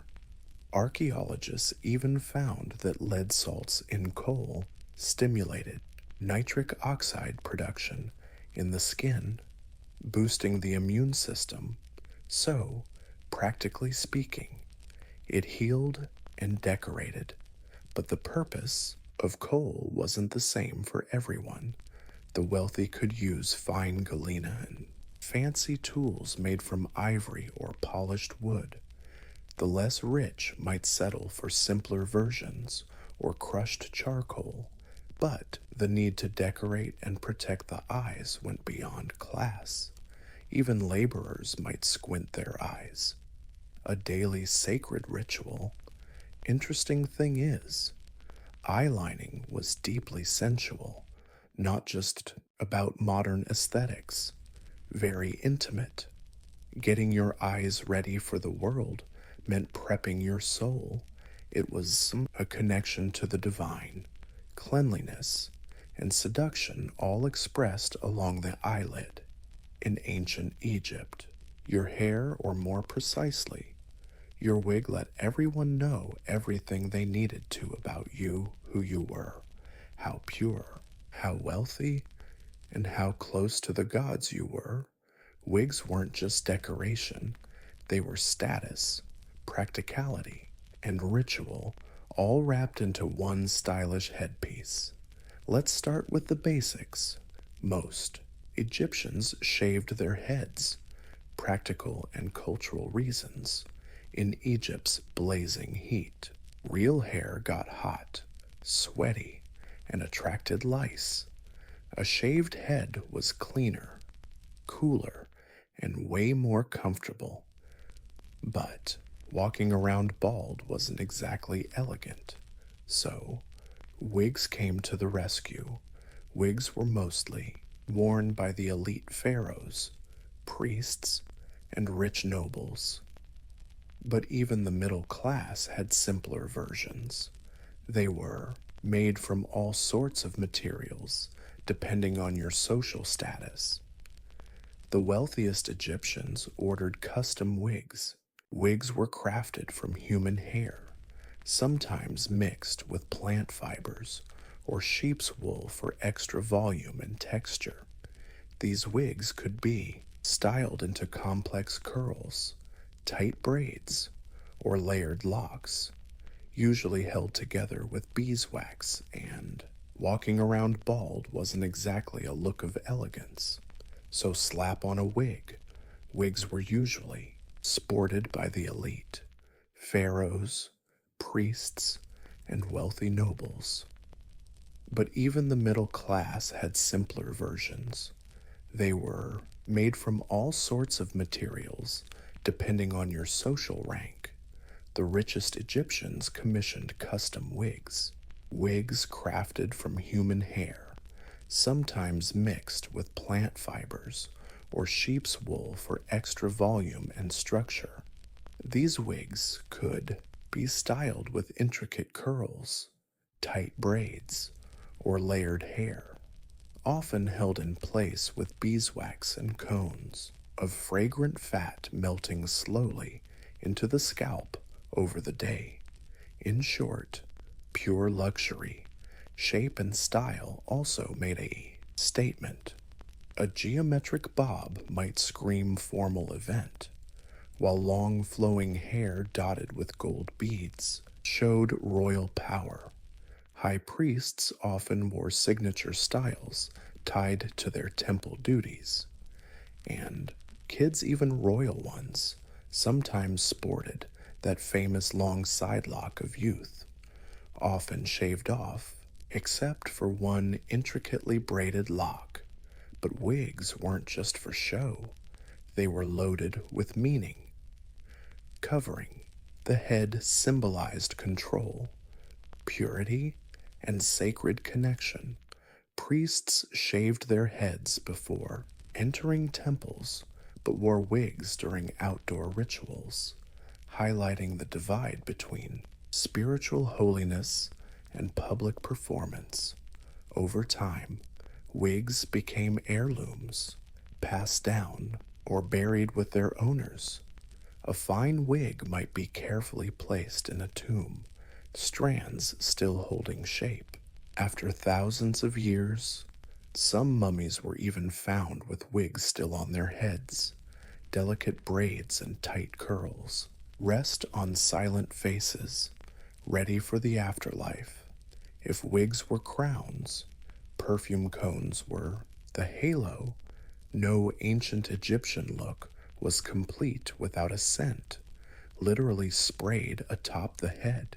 Those weird block shapes we see in Egyptian art sitting on elaborate wigs, they're not just artistic flair, they're perfume cones, thick mixtures of oils, fats, and fragrances that slowly melt and envelop the wearer in glorious aroma made from animal fat or beeswax, infused with stuff like frankincense, lotus, or cinnamon. As the desert sun beats down, cones soften and gradually release their scent. This wasn't just for fun, it was a statement. I'm clean, I'm sacred, I smell like the gods. Scents in Egypt weren't a luxury, they were moral. Cleanliness was close to holiness, literally. People believed gods smelled good, and temples burned incense daily to invite them in. Walking through a city smelling of lotus or frankincense wasn't just pleasant, it had spiritual resonance. Perfume users were civilized folks, in tune with Ma'at, the Egyptian principle of cosmic order and balance. Perfume cones weren't only for special occasions, while the Egyptian elite donned them at parties and ceremonies. Daily oiling and scenting of the body was a common habit across all classes. Workers, after a long day baking under the sun, would wash up and oil themselves. It was part of being human and part of dignity. Wigs often had their own scents too, some stored with fragrant leaves or herbs braided right into the strands, others refreshed by gently rubbing oil on the fabric. The hair of wealthy Egyptians wasn't just a look, it smelled amazing, and that scent said everything: status, devotion, and sexy allure. Interestingly, this scent obsession had practical perks.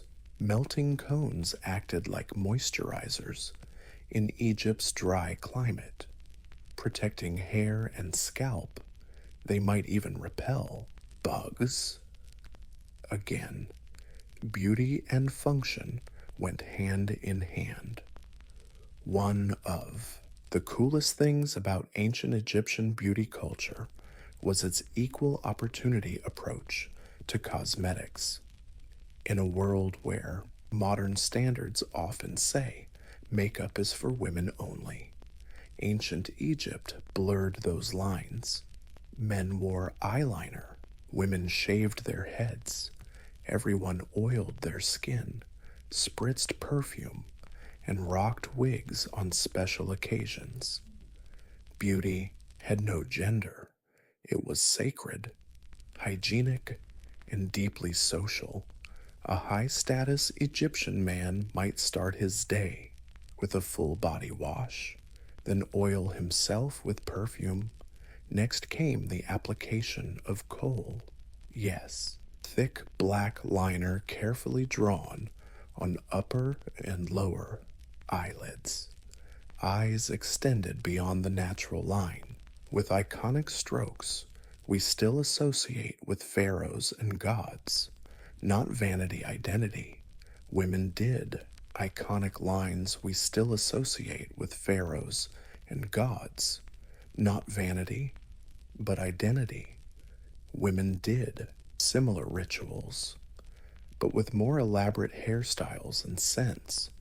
The beauty standards for elite women were brutally strict: pale skin, elaborate wigs, deep red lips, and big, sharp eyes. But here's the kicker: these habits weren't about outshining other women or impressing men. They wanted to blend in with the divine. After all, gods were always depicted in full regalia, gorgeously made up, and, in fact, androgyny was a big symbolic deal in Egyptian art. The gods loved blurring gender lines. Hathor, goddess of beauty and fertility, was both mom and seductress. Osiris, lord of the underworld, sported blue skin, a fake beard, and makeup that screamed, not your typical macho guy. Even pharaohs like Akhenaten got the weird androgynous look: soft belly, almond eyes, wide hips, definitely not your average male model. This cultural love for gender neutral beauty built a society where looks weren't just tolerated, they were flat out expected. A guy skipping eyeliner or perfume lazy, uncivilized, maybe even godless, was self care. Not a luxury, it was a sacred duty. Even servants and laborers joined the ritual, using cheaper stuff. Sure, soot instead of galena, vegetable oils over fancy perfumes, linen wigs instead of real hair, but the goal the same: show you're pure, whole, and worthy of respect. In ancient Egypt, being clean meant being close to the gods. Dirt wasn't just gross, it was downright sinful. Hygiene was spiritual training. That's why wigs, eyeliner, perfume, and makeup weren't just rich person accessories or vain fluff. They were physical proof of your status, discipline, and value in society. Let's start with the basics: hair. Shaving your head and body was common for both men and women. Hair traps, sweat, and lice, the desert's worst enemies. A clean-shaven scalp showed you were tidy, in control, and spiritually pure. Temple priests had to shave their beards clean and bathe multiple times a day. Their ritual duties demanded not just piety, but obvious purity. Wigs became a clever, stylish, and symbolic fix, keeping things neat underneath while looking sharp on top. Bathing was an everyday thing. If you had the time and water, the richer you were, the fancier your hygiene routine. Wealthy families had footed basins and servants pouring lotus or rose-scented water over you. You'd scrub with natron, a natural mineral salt that worked like soap, then slather on a thick layer of oil to keep your skin soft. Your scent said a lot about your worth. Cheap oils made from castor or moringa got you through the day. But agarwood, cinnamon, or lotus oils, that's high status. Baby, clean and smelling good meant respectable. Skipping showers or smelling funky, social disaster. What about your eyeliner?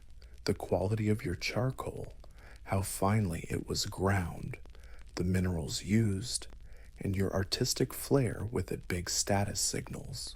Sloppy lines or cheap materials, you're busted immediately.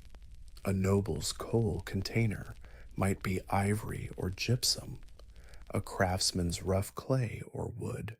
Clothes reinforced these hygiene signals too. Light-colored linen was king clean, breathable, and pure. Stains or dirty clothes screamed lazy or low status. In ancient Egypt, beauty wasn't just for the living. It followed you to the afterlife. The same kohl, wigs, and perfumes symbolizing cleanliness, status, and devotion in daily life were carefully packed into tombs. Death wasn't the end, it was a transition. and you were expected to look your best when meeting the gods. Tomb paintings and burial goods show just how deeply beauty rituals were woven into ancient customs, signaling cleanliness. Light-colored linen was preferred, clean, breathable, and a symbol of purity. Dirty or unwashed cloth screamed laziness or low status in ancient Egypt. Beauty wasn't just for the living, it followed you into the afterlife. The same charcoal was wigs and perfumes that symbolized cleanliness, status, and devotion in daily life were carefully packed into tombs to accompany the dead. Death for Egyptians wasn't the end, it was a transition, and you were expected to look your best when meeting the gods. Tomb paintings and burial items show how deeply beauty rituals were tied to ancient customs. Elite mummies were buried with cosmetic jars, charcoal containers, wig boxes, mirrors, perfumes, even combs and razors, in some cases. The deceased was painted on their coffin with elaborately drawn eyes and perfectly styled hair, often wearing a ceremonial wig decorated with gold or lapis lazuli. The message was crystal clear. The soul arriving in the afterlife must be pure, calm, and sacred. Priests preparing the body carried out, performed rituals including makeup. They'd draw eyes with black lines, slather on skin oil, and sometimes even put wigs on the deceased before wrapping them in linen. The goal had two sides: protect the body and boost the spirit. Beauty here wasn't just for show, it was transformation. The opening of the mouth ritual, one of the most crucial rites for the dead, symbolized restoring the senses: sight, smell, speech for the departed soul. Those beautiful dead eyes weren't just symbolic, they'd meet again in the afterlife. Perfume cones and sacred oils helped the soul sniff the sweet air of paradise, while polished mirrors ensured the dead could admire their flawless reflection forever. Even death gods and guardians looked good. Anubis, the jackal-headed embalmer, appeared with shiny black eyes and perfectly sculpted features. Isis and Nephthys, the protectors of the dead, were always portrayed with perfect hair and divine makeup. Role models for both the living and the dead. For Egyptians, dressing up to die was a way to show respect to the gods and signal readiness for rebirth. 2. Rot, stink, or look like a hot mess. Totally unacceptable. This wasn't just about physical flaws, but a sign of spiritual failure. Beneath the elegant looks of ancient Egyptians, rituals hid a world of practical, finely crafted tools, ritualistic and insanely sophisticated. If you were a fancy Egyptian prepping for a party, temple ceremony, or your own funeral, you wouldn't just slap on some charcoal or blindly brush your hair. You had a personal beauty kit, often as intricate and symbolic as any religious artifact. Let's start with mirrors, made from polished copper or bronze. These handheld discs reflected faces clearly enough, at least for those who could afford them. These mirrors often had handles carved from wood, ivory, or bone shaped like gods, lotus flowers, or protective spirits. Looking into one wasn't just vanity, it was a reminder of order, symmetry, and sacred harmony. Kohl applicators were also essentials. These weren't flimsy brushes, but thin sticks, sometimes carved from bone, ivory, or metal, designed to dip into pots or ceramic jars filled with powdered galena or malachite. Applying eyeliner with these tools was often a meditative, precise ritual done with great care. Some of these makeup tools were so treasured they were buried with their owners.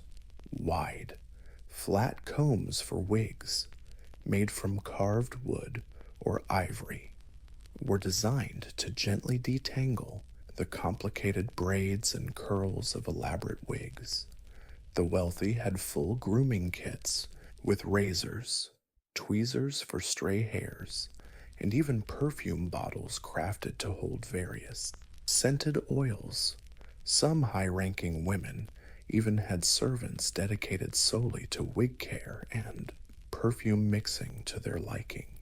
Cosmetic palettes, stone slabs used to grind and mix pigments, were indispensable in nearly every household.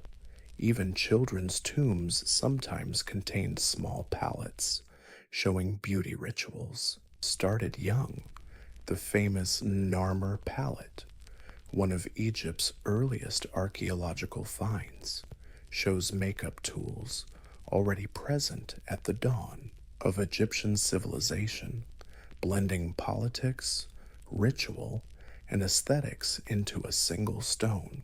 These tools weren't hidden in drawers. They were proudly displayed, often decorated with animal motifs or inscribed with protective spells. They served as a reminder that beauty wasn't separate from life. It was central.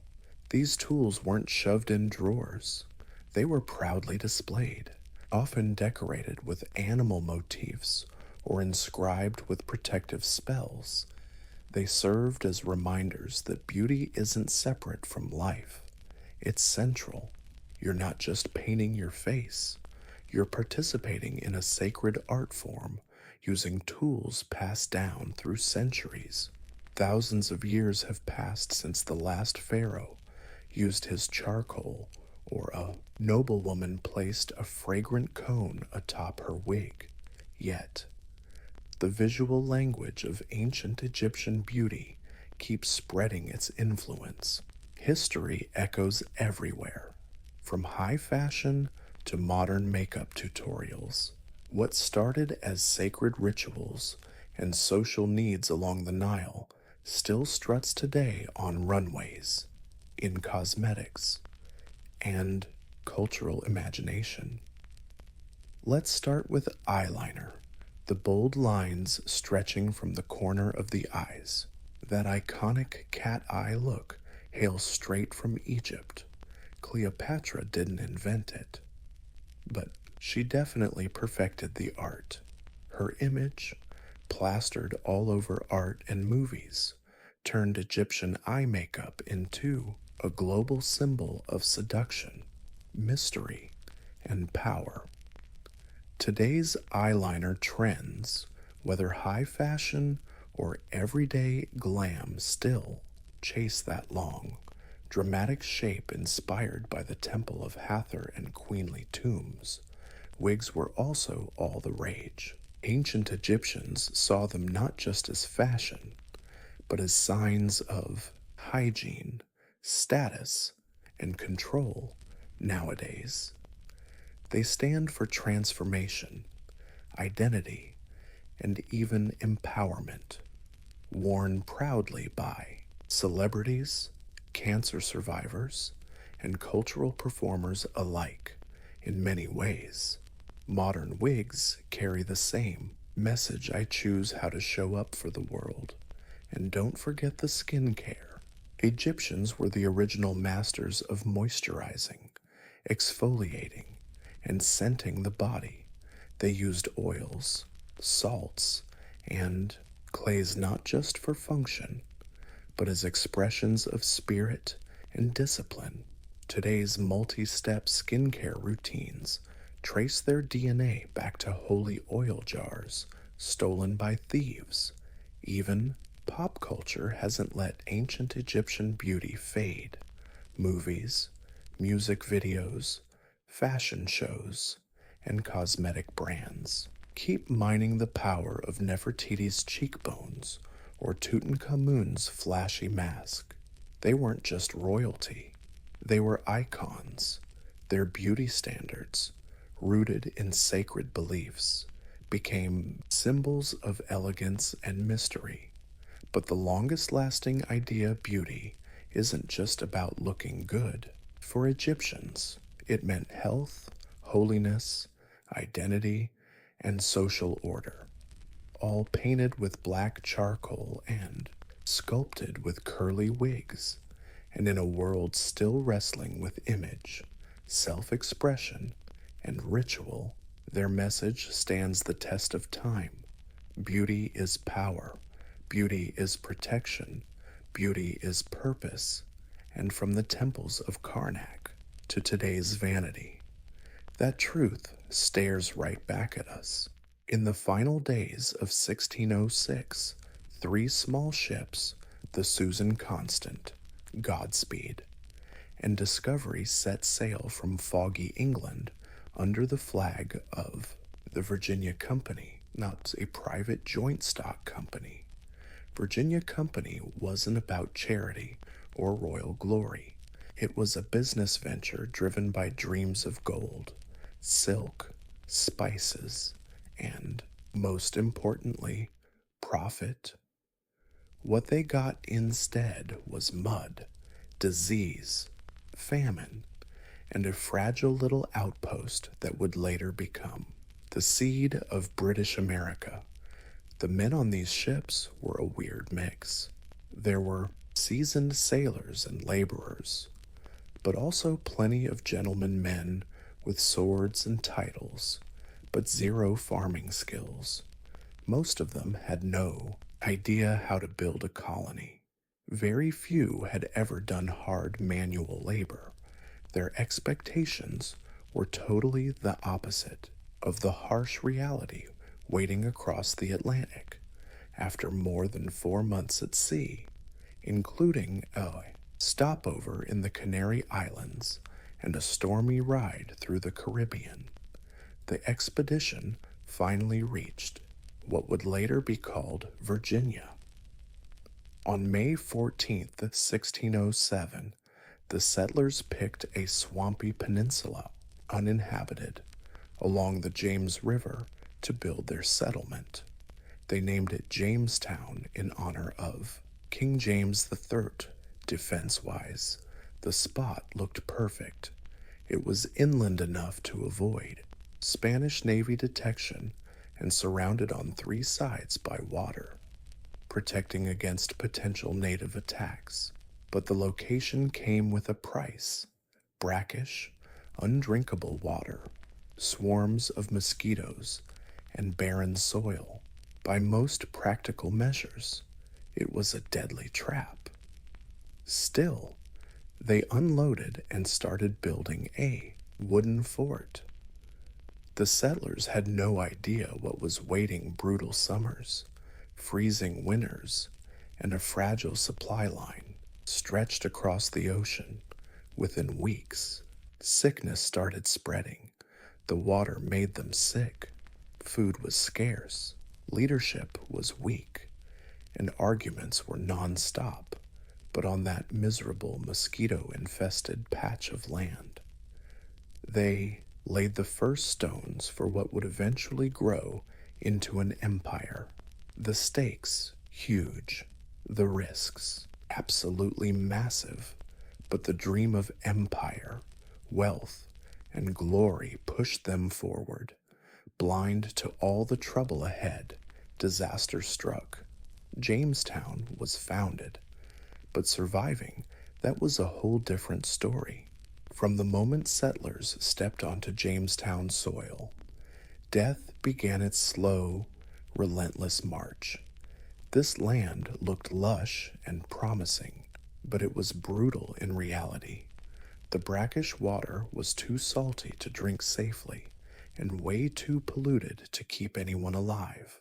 Crops couldn't grow in the sandy, swampy soil, and most men, unused to hard labor, were totally unprepared to farm, fish, or hunt effectively. Within weeks, descent, typhoid, and malaria started spreading. Food supplies ran dangerously low almost immediately. The initial stock they dragged across the Atlantic was never enough. To last a whole year, settlers relied on regular supply ships and hoped for some quick local harvests. But none of that happened. Most colonists were gentlemen or craftsmen, not farmers. They lacked farming knowledge for the new climate, and many refused manual labor, thinking it beneath their social standing. The summer of 1607 was brutally hot. Disease ravaged the population. Bugs were everywhere. Drinking river water only made things worse as hunger worsened. Settlers resorted to desperate measures. They boiled hides for broth, searched for roots, acorns, even snakes and rats. By winter, grimly known as the starving time, conditions turned horrific that winter. The colony was besieged not by Native Americans, but by nature and their own arrogance. When Captain John Smith was injured and had to leave, tensions with the Powhatan Confederacy soared, and trade ground to a halt. The settlers were truly trapped behind wooden fort walls, surrounded by harsh forests and freezing temperatures. Witnesses told stories that are hard to believe. Colonists resorted to cannibalism, digging up corpses, and boiling human flesh to survive. George Percy, one of the colony's leaders, later wrote about how the terrible hunger forced them to eat the grossest things nature could offer. Of about 500 migrants alive in fall 1609, only around 60 survived to see spring. If Jamestown's early chaos had a turning point, it was one man, Captain John Smith, a soldier, explorer, and, as he loved to remind everyone, a battle-hardened survivor. Smith wasn't noble, no wigs, no fancy titles, but what he lacked in social status, he made up for with grit, boldness, and tough experience. Exactly what this colony desperately needed. By fall 1608, with death tolls rising and morale nearly broken, Smith took command. He didn't ask politely. He took control. A gentleman who refused to work faced his strict policies. No work, no food, not metaphorical. Smith imposed a work regime, splitting settlers into teams to build, farm, and gather wood. No exceptions, not even for the gents. Settlers were divided into work crews for building, farming, and firewood collection. No one got a pass, not even the gentleman. Hunger didn't care about social rank. Smith also saw the need to build relationships with the surrounding Powhatan tribes, while others treated natives with suspicion or hostility. Smith used diplomacy backed by muscle. He traded copper pots and beads for corn and grain, using gifts, threats, and strategic displays of power to secure food. Diplomacy backed by muscle, he swapped copper pots and beads for corn and grain, mixing gifts, threats, and strategic showdowns to guarantee food. These deals weren't always peaceful, but they usually worked. These exchanges weren't always peaceful, but generally got the job done. Hunger didn't care about social ranks. Smith also realized he needed to build relationships with the surrounding Powhatan tribes, while others treated natives with suspicion or hostility. Smith played diplomat with a side of muscle. He traded copper pots and beads for corn and grains, mixing gifts, threats, and strategic showdowns to secure food. Diplomatic muscle moves included swapping copper pots and beads for corn and grains, using gifts, threats, and strategic power plays to lock down food supplies. These trades weren't always peaceful, but often got results. At a time when famine haunted every meal, Smith's ability to secure supplies kept the colony from total collapse. He also mapped Chesapeake Bay with military precision, drawing the first accurate maps of the area. These would prove invaluable later on, be priceless for future settlers. His expedition also revealed that the English knew next to nothing about the land they claimed. They weren't floating in a vacuum. They were surrounded by powerful, organized, and way more populous native societies, despite his success. Smith wasn't exactly a crowd favorite. The guy was rude, selfish, and quick to offend pretty much everyone in Jamestown. In 1609, a gunpowder explosion seriously injured him. Whether it was sabotage or just a dumb accident remains a mystery, but the result was Smith being sent back to England without his leadership.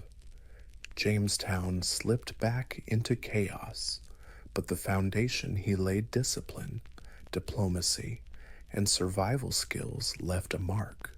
Captain John Smith didn't build a utopia. He created a chance, an out in the wilds of Virginia. That was more than most could manage. Long before the English set foot there, this land was already managed. It wasn't some empty wilderness, but the heart of a vast, powerful Native American empire, the Powhatan Confederacy, led by Wahunaka, whom the English simply called Chief Powhatan, was a coalition of over 30 tribes controlling the entire Chesapeake region. They built villages, farmed the land, ran trade networks, and had a complex political system. The English were not pioneers. They were invaders at first. Chief Powhatan saw an opportunity. The newcomers brought metal tools, beads, mirrors, and weapons, things the Powhatan valued. A limited relationship could be useful, especially if the English were still small and dependent. Early on, people traded food and goods. Diplomacy was tense but ongoing, though always on shaky ground. In that tense atmosphere, one figure emerged as a symbol of peace efforts: Pocahontas. Chief Powhatan's daughter was maybe 10 or 11 at the time. She wasn't a princess in the European sense, but she had political importance. According to John Smith, she famously saved his life from execution in 1607, although modern scholars still debate if that story was exaggerated, misunderstood, or completely made up. Regardless, Pocahontas became a regular character in English tales, often playing the role of messenger or cultural go-between. But truth never hangs around for long. As Jamestown grew, so did the English hunger for food, land, and domination. Settlers raided villages when trade slowed down. Powhatan warriors struck back. Trust eroded fast. The English saw land as property. The Powhatan saw it as home. This worldview clash made peaceful coexistence near impossible. By 1609, relations were completely shattered. The Powhatan Confederacy launched a siege, cutting off Jamestown's food and water during a brutal famine. Any settler caught outside the fort was ambushed and killed. Inside, colonists starved or died of disease. It was a power struggle, and Powhatan sent a clear message. This land isn't for grabbing. The English, though weaker, stubbornly refused to quit the colony. They believed God and empire were on their side. The Powhatan believed they were defending their homeland. The fight for Virginia was about more than land. It was about survival, sovereignty, and refusing to bow down. Few names in early American history are as romanticized or misunderstood as Pocahontas. For centuries, her story was twisted into legend, a native princess saving a white Englishman with a single act of love. The truth is far more complicated and tragic. Pocahontas, whose real name was refusing to bow down. Few names from early American history are as romanticized or misunderstood as Pocahontas. For centuries, her story got twisted into legend, a native princess saving a white Englishman with one loving act. The truth is way more complicated and tragic. Pocahontas' real name, Mataoka, was the daughter of Chief Powhatan and probably no more than 11 or 12 when the English first showed up.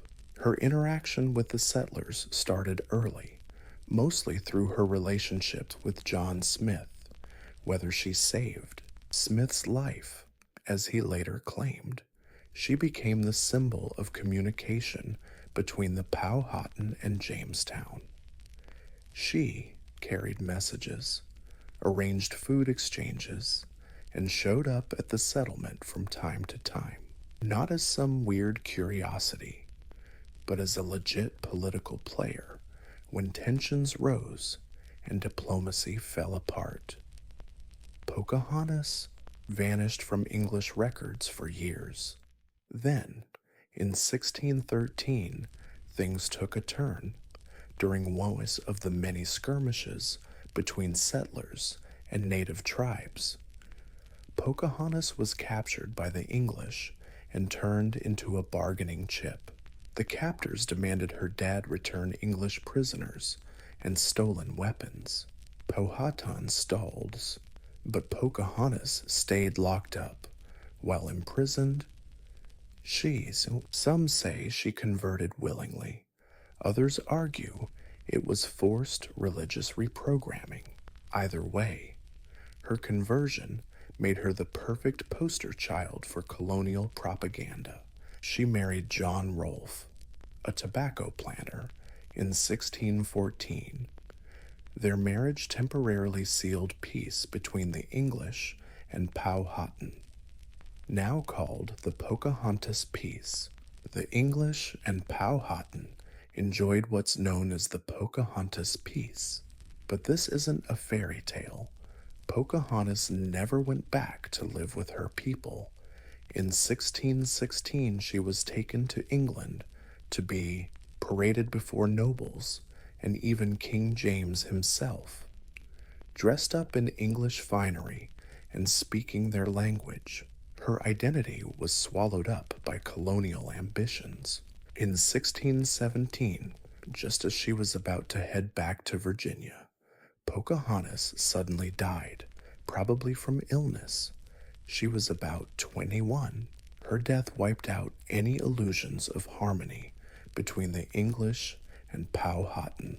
Pocahontas lived between two worlds, but never really belonged to either.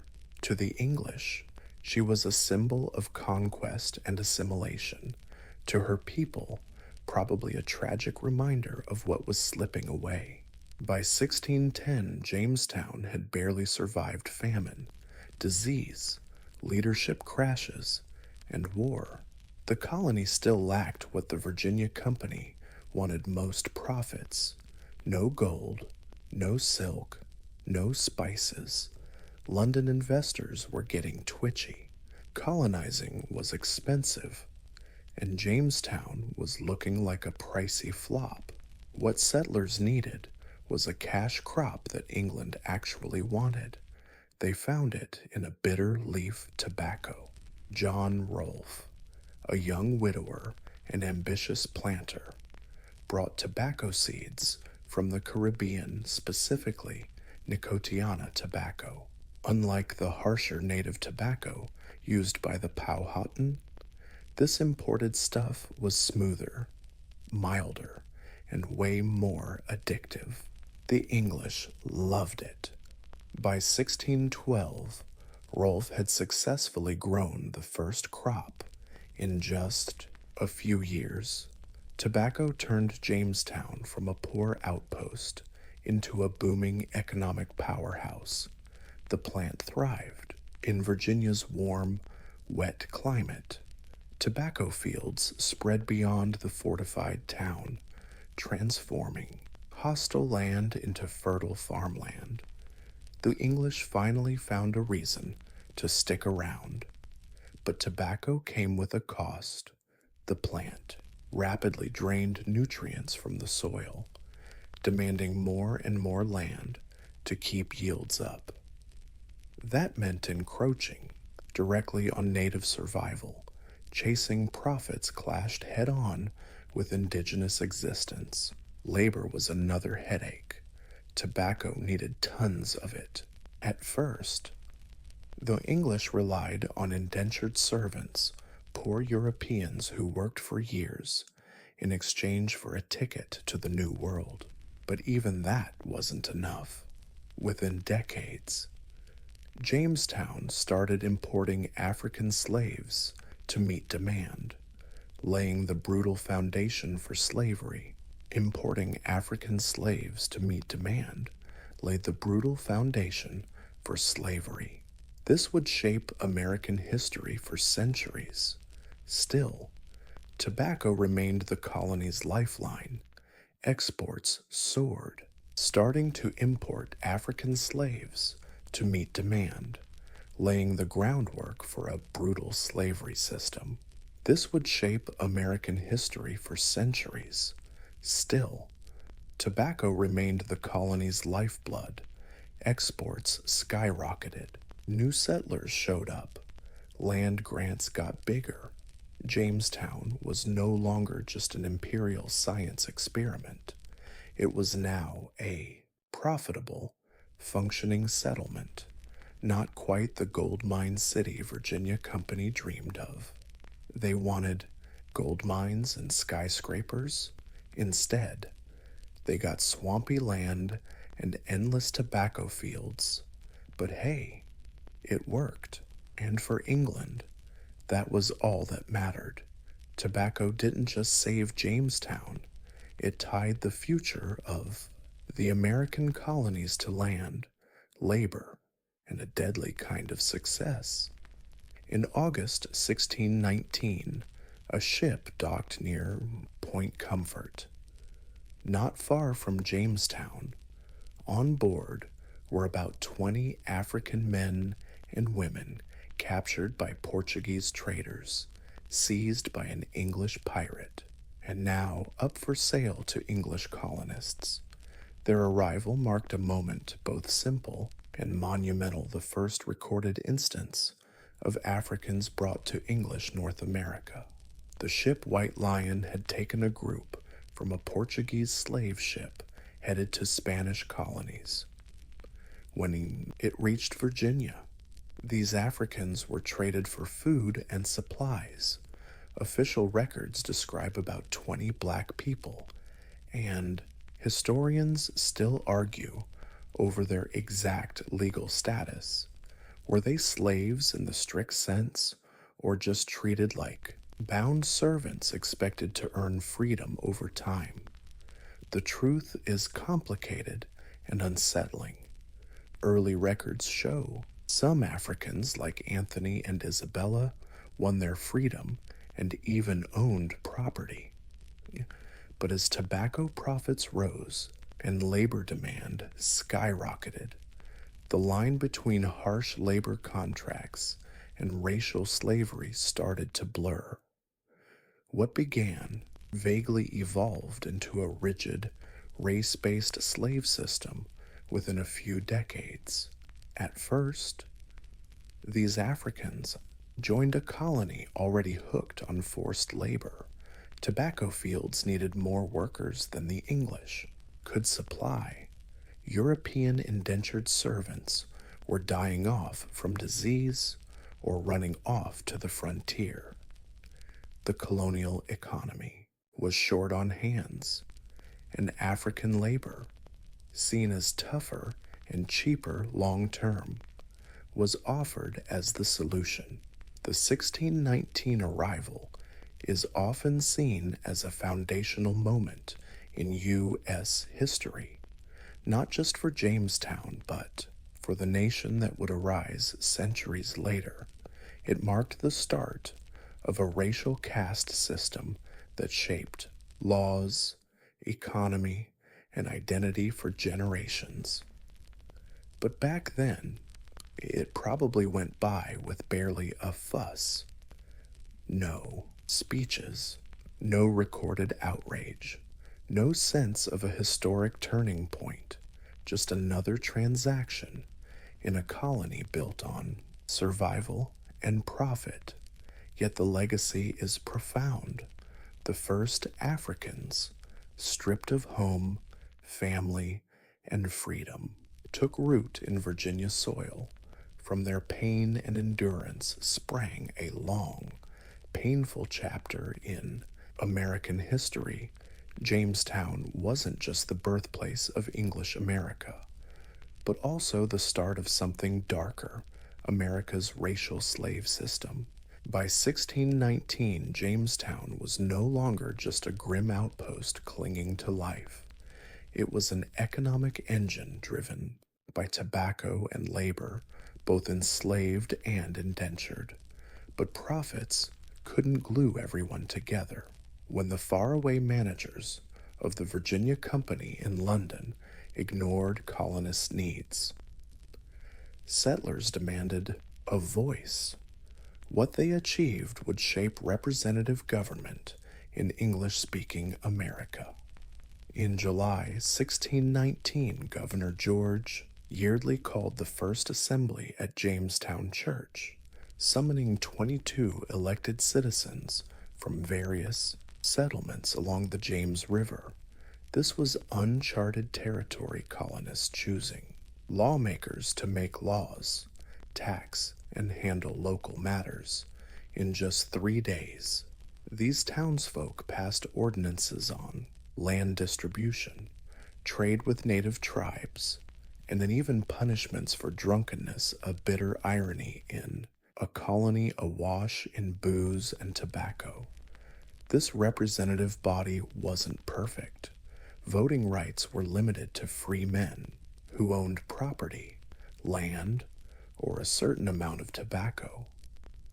Still, it set a precedent. Political power came from consent, not just royal decree. When new settlers objected to unfair taxes or arbitrary arrests, they didn't appeal to distant company directors, but to their own elected townsfolk. The folks in Jamestown now had a way to protect their own interests if they could just keep that system alive during a crisis. That is, trouble showed up fast. The English reinforcements didn't arrive in 1622, and the Powhatan Confederacy launched a coordinated attack, wiping out a quarter of the colony in just one morning. The assembly reconvened at Smith's Hundred to hash out emergency defense and welfare plans. They allowed the formation of militias, controlled trade licenses, and organized food stores.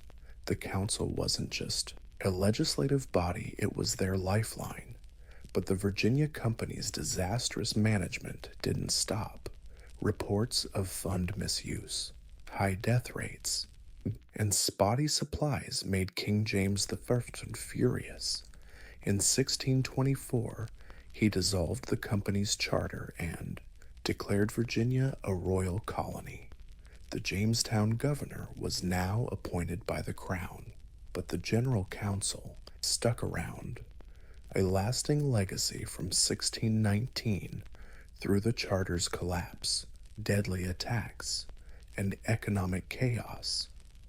Jamestown's self-governance proved its worth. The colony transformed from a private venture into a political community, building institutions that outlived its muddy, mosquito-infested cradle as tobacco fields spread and new settlers poured in.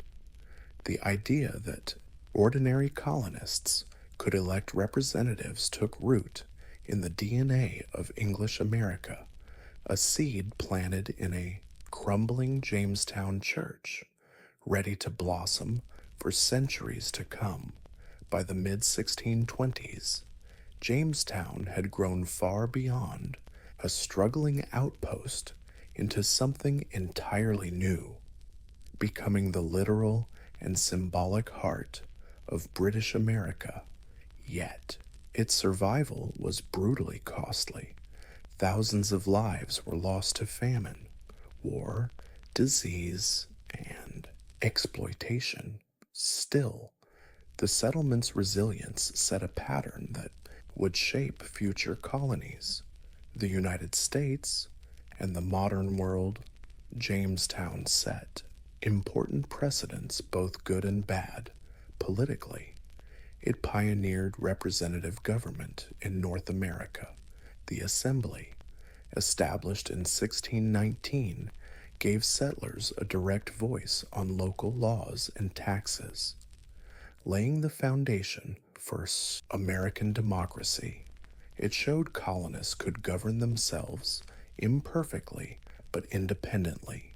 When tensions eventually boiled over between the colonies and the British Crown, this deep-rooted tradition of self-rule fueled the revolutionary spirit. Economically, Jamestown's tobacco success had a similar impact, tying America's future prosperity to agricultural exports. Tobacco farming spawned a plantation economy, hungry for land and labor. This labor thirst began with indentured servitude, but quickly morphed into a full-blown racial slavery system that shaped the American South for centuries. Culturally, Jamestown also left a lasting mark.